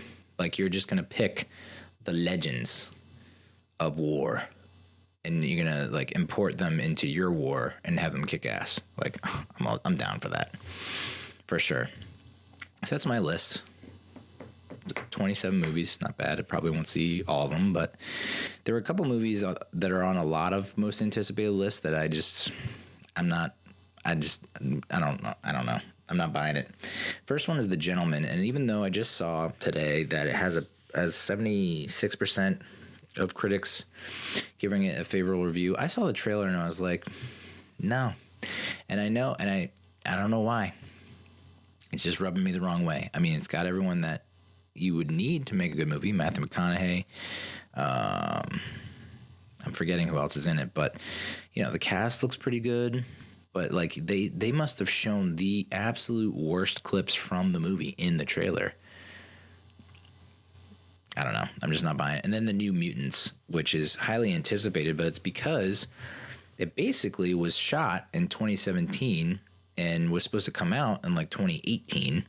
And now it's coming out in like April of 2020. So it's been shot, reshot, and has gone through a whole lot of problems in hell. So I doubt anything will come of it. All right, so let's talk about Dolemite Is My Name really quick. I'm just going to give it a thumbs up. Eddie Murphy portrays real-life legend Rudy Ray Moore.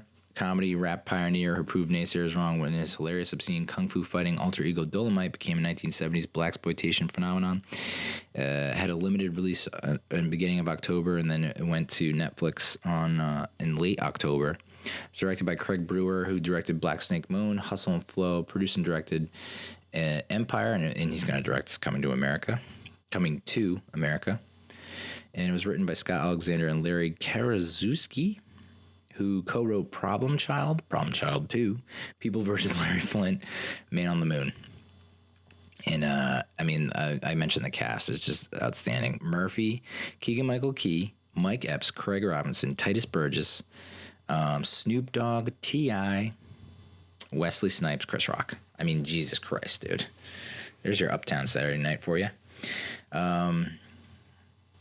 The critics' consensus in dramatizing Rudy Ray Moore's stranger than fiction story, Eddie Murphy makes Dolemite Is My Name just as bold, brash, and ultimately hard to resist as its subject. 97% of critics gave it a favorable review.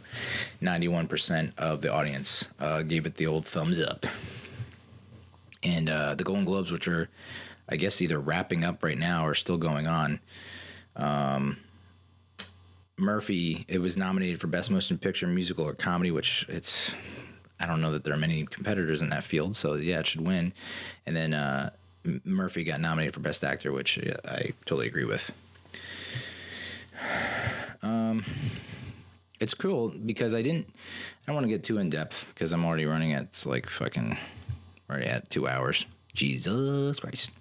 So I'll just say this. I didn't really know. I knew the name Dolemite, and I thought that he was just like a pimp or a character who was a pimp. And I remember he like rhymed a lot, but I didn't know much beyond that. I didn't know that it was like this guy who was, in his late 30s, 40s. I think he was supposed to be like 40.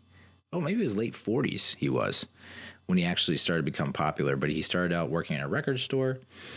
was like a singer, a dancer. He tried to be a comedian, but his like jokes just weren't hitting. And he ends up like, this homeless dude comes in the record store spitting rhymes that were kind of nonsensical, but were kind of funny.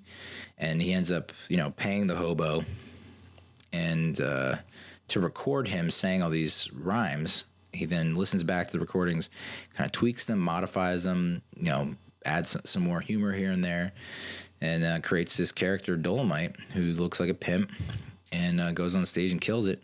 Then goes on tour, makes an album, sells it out of the trunk of his car, and, gets on the Billboard charts. Then finds, like, he goes to a movie with his buddies, some, like, movie with, like, Walter Matthau and Jack Lemmon, and they're sitting there, and the whole audience is white, and they're all laughing, and his crew and him are just not. They're, like, confused. And he's like, man, if this can get made, I know I'm funnier than this, and I want to be on the big screen. And so he has this dream, and it's going to cost a lot of money, and it's basically going to cost him like all of his money that he's made, and he needs an advance from the record company, and the record company's like, we're going to own you. Like, you're not going to make any money. We're going to own all your future recordings if this flops. So there you go. There are your stakes. And he ends up pulling it together, like going to an abandoned hotel that's like full of like crackheads, druggies, whatever, kicks them out, fixes it up. Everyone's working pretty much for free, overextended, not getting paid, but they all believe in the project. Just an extremely funny movie, feel-good movie. I think the most of the contemporary modern movies that are coming out now, you just expect the other shoe to drop at some point. So you're like, this is just too much good going on. It's just got to be something really bad coming around the corner or something like that. And, bad stuff happens, and it's a roller coaster of emotions, but it's not like it just never comes, which is good. I'm glad they took it the way that they did.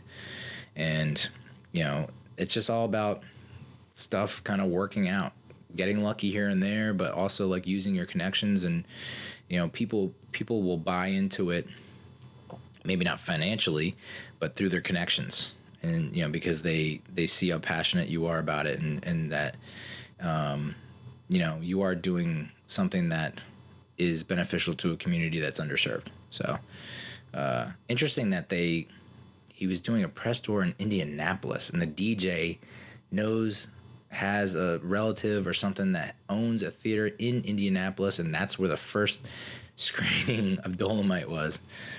And then it did so well that the trades picked it up and saw the screen average was like, whoa. The per screen average was just through the roof in that one screening. That then it gets picked up by Dimension Pictures, and then it takes off from there. I didn't know that he was considered the godfather of rap. That was news to me. He died in 2008, which is sad. What's interesting here, I looked up the trivia. Eddie Murphy is a huge fan of Wesley Snipes, and this movie is the first time the two of them work together. That's what I was referring to previously when I was talking about Kevin Hart and how he's trying to get Uptown Saturday Night made.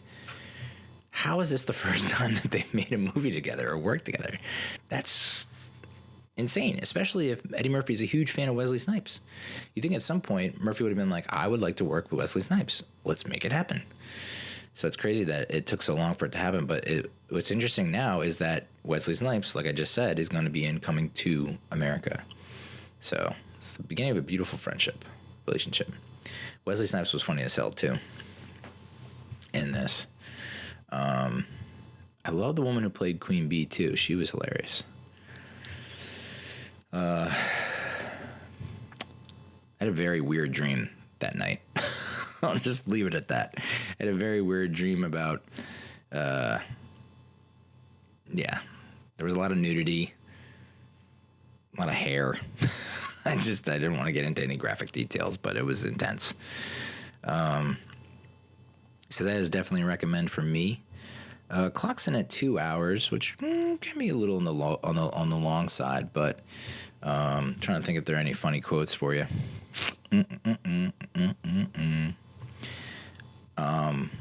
at first, I remember like when he first brings out the Dolemite character, I was like, wow, people thought this was really funny because it just seemed like it's just very vulgar rhymes. Not that I'm against that. I'm not against that at all. But I was just thinking like, this is what's so popular, but it gets better. I mean, it was also, outside of the rhymes being hilarious and like the action and, one of my favorite parts is when he goes on tour and he's like in the Deep South maybe or something like that. And the previous act is on stage and like the previous act has the microphone talking into it. And then there's a woman like twerking or dancing next to him. And he like holds the microphone up to her butt. And he's like, yeah, she's talking to me. And then he introduces Dolemite. Dolemite comes out and he goes, oh, the microphone smells like ass. Like, yeah, that gets me every time.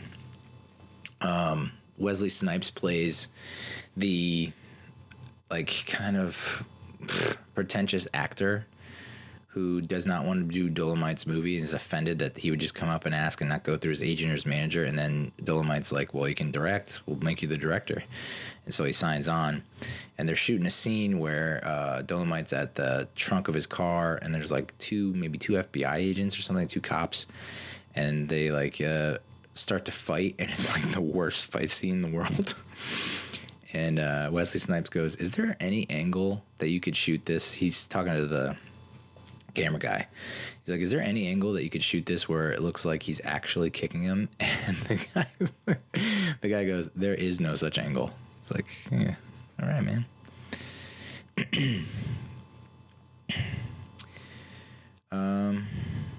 Yeah, so high recommend for Dolemite. Next movie that I'm going to quickly talk about is The Peanut Butter Falcon, rated PG-13, clocked in at an hour 37 minutes, adventure comedy drama, released August 23rd of this year, had a limited release beginning in August, and then it was was available for home viewing November 5th. It was written and directed by Tyler Nielsen and Michael Schwartz, who, as far as I can tell, have credits, just not any ones that you would know.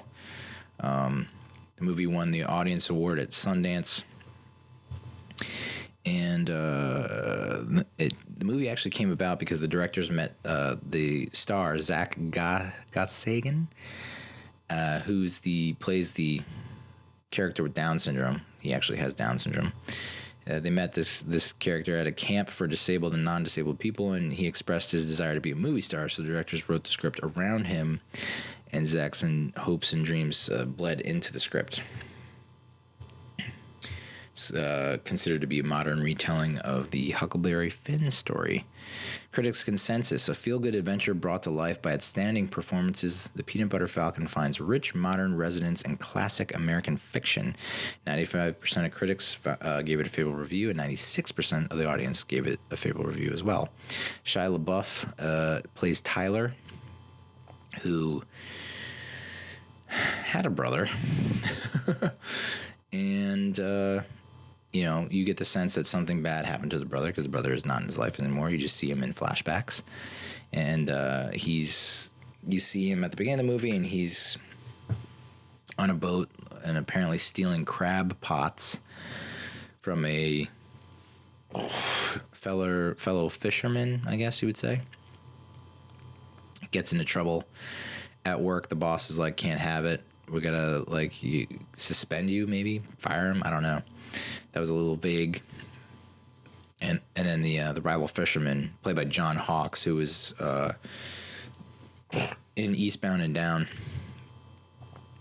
and has been in a bunch of other things. He's a really good actor. He's the rival fisherman, and Yelawolf is Rat Boy, his lackey or sidekick or whatever, that is trying to hunt down Shia LaBeouf's character throughout the movie, because Shia LaBeouf's character lights their crab pots on fire and causes something like $15,000 in damage to the equipment. Dakota Johnson, daughter of Melanie Griffith and Dawn Johnson, plays Eleanor. Bruce Dern plays Carl, who's Zach's roommate at the retirement home. Zach plays Zach. obviously. Thomas Haden Church of Wings fame, who I guess was also in Spider-Man 3, and he's been in a bunch of stuff I just can't remember off the top of my head. He plays Clint, a.k.a. the saltwater redneck, who is Zach's hero, who Zach has like VHS cassette tapes of this guy promoting his wrestling school, and so that's his goal, is to escape this retirement home and go to his wrestling school. We also get appearances from professional wrestlers Mick Foley, a.k.a. Mankind, a.k.a. Dude Love, a.k.a. Cactus Jack, and also Jake the Snake Roberts, who plays a major part in the climactic scene. What a movie. So good. And I've known for a while that it's a really good movie, and I don't know why it took me this long to rent it, but I'm gun shy. I've been burnt in the past. I'll just say that. I have. I'm sorry. You have critics like jizzing all over the place about a movie, drooling all over it and gushing all over it, and it just it can be a turn off.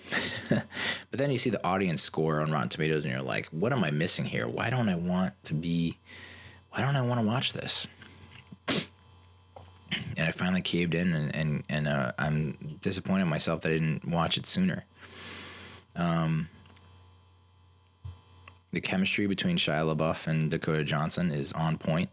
I like how that Dakota Johnson didn't try and do a Southern North Carolina accent or anything like that. Shia LaBeouf also was restrained in, not doing like a Southern accent. Very subtle. I love when Shia LaBeouf as Tyler is in the convenience store picking up supplies, and like I remember like him walking up to the convenience store with a shotgun slung over his back, and I was like, I love how in North Carolina you can just walk around with a like open firearm. He's just gonna stroll into this convenience store, and the guy's gonna like not think anything of it. Of course, it comes into play when he's trying to negotiate price about all the supplies, and the guy's like, I would feel a lot more comfortable if you didn't have that shotgun on your back. But that's the first time he meets Dakota Johnson as Eleanor, and just immediately, like, the fireworks. Like, you've seen that situation in real life, I have at least, where it's like kind of a dirty-looking dude and a beautiful, pristine woman, and like the dirty dude like kind of like laying it on thick and hitting on the pristine woman, and not working out like that. So but this didn't feel forced. It felt very natural. So I mean, the line that got me and will always get to me is when Zach and Tyler, so Shia LaBeouf and Zach are walking through the field, and Zach is continuing to say Tyler's name, Tyler, and Tyler's fed up with it, and he kind of lays down the law and makes these rules, and then as he's walking away, Zach immediately breaks those rules. And Tyler's like, what's rule number 1? Which he had just said. And Zach just says, party. I love that. And apparently that was an ad-lib. He ad-libbed the answer party when he asked for the first time by Tyler what rule number 1 is. So, it just looked like everyone really got along and enjoyed filming this together, and they actually formed bonds. Shia LaBeouf runs hot and cold. It's like I view him, and this is I guess a little overstated, but I view him as kind of a legend, kind of an icon in the acting world, and such an interesting dynamic personality. But there are times where I'm just like, can you just dial it down? I mean, appreciate, what he brings to the screen, and he's done so many amazing roles. But there are some times where it's just like, whoa. But I did not get that vibe in this movie at all.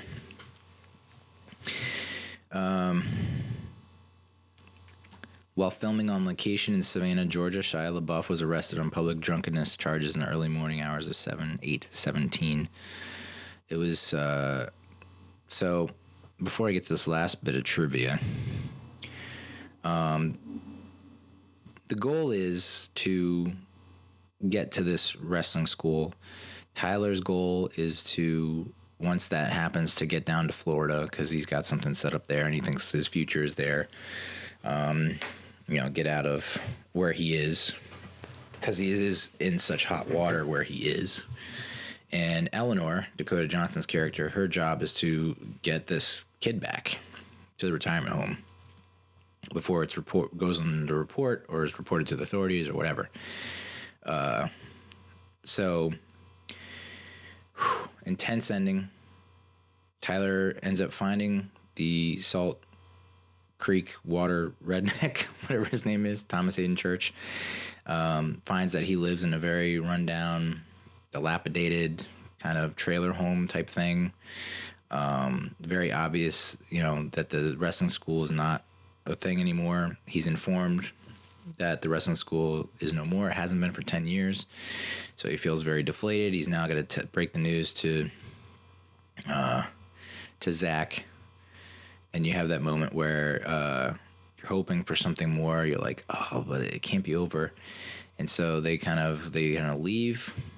And that's when he comes tearing up the road and is like, I guess a Camaro, Corvette or something like that, top down as the Salt Creek redneck. And is like, I will teach you how to wrestle. So that was cool. And then they get through the training. They set up the match. And it's going to be him versus this guy, Sam, played by Jake the Snake Roberts. And I remember as they're driving to the match, Salt Creek Redneck is driving. Zach is in the passenger seat, riding shotgun. Shia's in the back on one side. Dakota Johnson's on the other side. And then in the middle between those two is Jake the Snake Roberts. And he is huge. I could not get over it. I was blown away. I was like, wow, how big is Jake the Snake Roberts again? Because I was diehard wrestling fan in the 80s into the early 90s. And then again, maybe in the late 90s when the Attitude Era came along. And I remember watching Jake the Snake Roberts all the time. And I was thinking, he looks like, he's not like a gigantic dude. I feel like everyone he wrestled was just bigger, more muscular, or taller, or whatever. But then seeing him next to normal people or Hollywood people, oh my God, dude. I had to look it up. He's 6'5". He looks like he's 7 feet tall, sitting between Dakota Johnson and Shia LaBeouf, which indicates to me that Shia LaBeouf is not a big dude, and neither is Dakota Johnson. And Shia LaBeouf was kind of towering over Zach, so I can only imagine how tall Zach is. He's got to be like 5 foot tall, maybe less. But so the tension here is that Eleanor doesn't want Zach to wrestle because she's afraid he'll get hurt or something bad will happen. Tyler is ends up handcuffing her to the steering wheel. Just so, Zach can get his wish, his dream can come true of actually wrestling. They make up a kind of a homemade costume, which actually looked pretty decent considering it was like cardboard and duct tape. And at first people are like, what the fuck is this? And they warm up to him, they go nuts for him.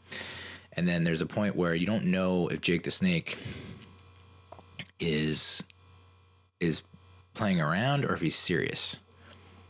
And you don't know if he's like if it's kayfabe or if it's part of the show. So you have that going on where you're trying to figure it out, and you're like, oh boy, this feels like something bad's going to happen. Like, this guy is jealous of the heat that Zach is getting. Is he going to actually, take him down? And you see him get a little rough with him, and a hard clothesline and a hard this and a hard choke and a hard slap and a hard that. And just, I guess it's working stiff is what they say in the wrestling world. And then Zach takes things into his own hands, and it's like, this is where it gets a little didn't ruin the movie for me, but it took you. You definitely look at it and you're like, this is like so preposterous. You know, they do mention earlier on that Zach is a very naturally strong kid, and that he's able to do things that most people can't with his strength, his physical strength. And so, but this was like, I understand that why they went the route that they did, and I'm glad that they did. It just looks so fake. So earlier on in the movie, when he's watching the tapes of the Salt Creek Redneck, the signature move for the redneck is the atomic throw, quote unquote, where he lifts the person over his head and throws them. And I remember when they're training him, Zach is like, "Can you show me that?" And the redneck, Thomas Hayden Church, is like, you know, the camera focuses on my face. You don't really see what happens. And, you know, it's all fake. And it's funny. It's like they knew it would look fake. So they kind of planted that as a setup. And then this is the payoff, because when he does the atomic throw on Jake the Snake, when Zach does it on Snake, they do the same. They basically follow what the redneck said. When he was training Zach, like there's a close up on my face, and then it doesn't really happen the way it does, and that's exactly what happens when Zach does it.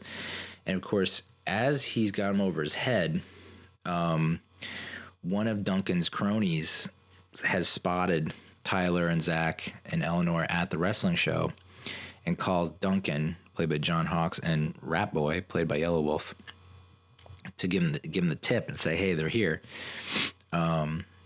And they come, and as Zach is throwing Jake the Snake Roberts over the top rope, I thought, you see in slow motion, you see Duncan kind of come up with a tire iron, and he wields it, and you think, oh, like Zach is throwing Jake the Snake Roberts onto Duncan, and he's going to foil this assault attempt.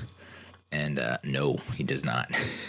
Duncan comes free and clear and clocks Shia LaBeouf in the head. And next, they cut to Zach in the hospital, and it's raining, and there's thunder and lightning, and it's kind of very ominous, foreboding. Like, it's probably not going to turn out that well. And then in the end...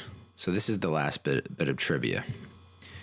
So you see Eleanor is driving in the driver's seat. Zach is in the passenger seat. The back seat appears to be empty. They, from the perspective of the driver, you see them entering Florida. They go like, "We're in Florida." And Zach is like, "We just entered Florida. Wow." And then you see him kind of turn the back seat and put his hand into the back seat and said, "We just entered Florida."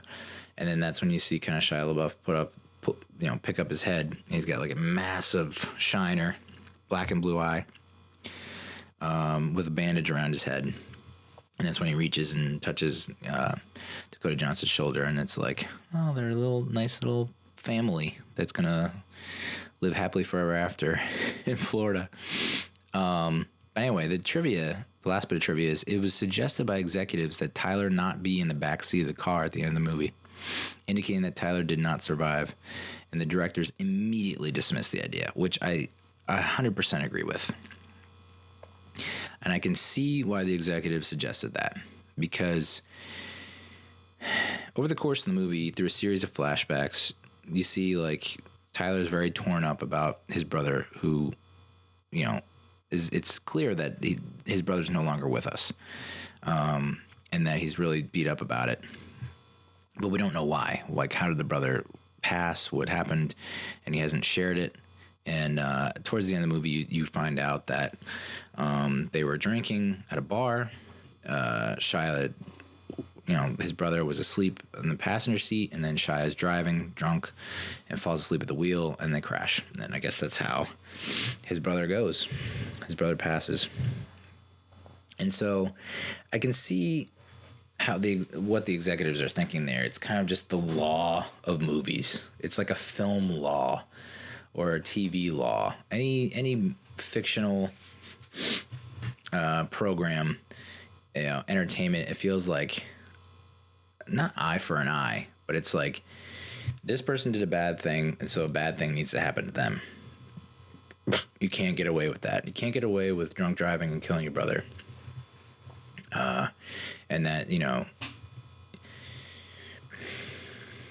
so I can see it from the executive standpoint, and I was very worried that they were going to go that route. And when I saw the empty back seat, I was like, you gotta be shitting me. And like, oh, they're driving to Florida so they can spread his ashes, and like we have this really sad ending, and it's like, no more sad endings. Let's have some more happy endings.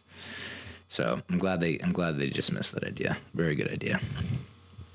All right, so that's the Peanut Butter Falcon.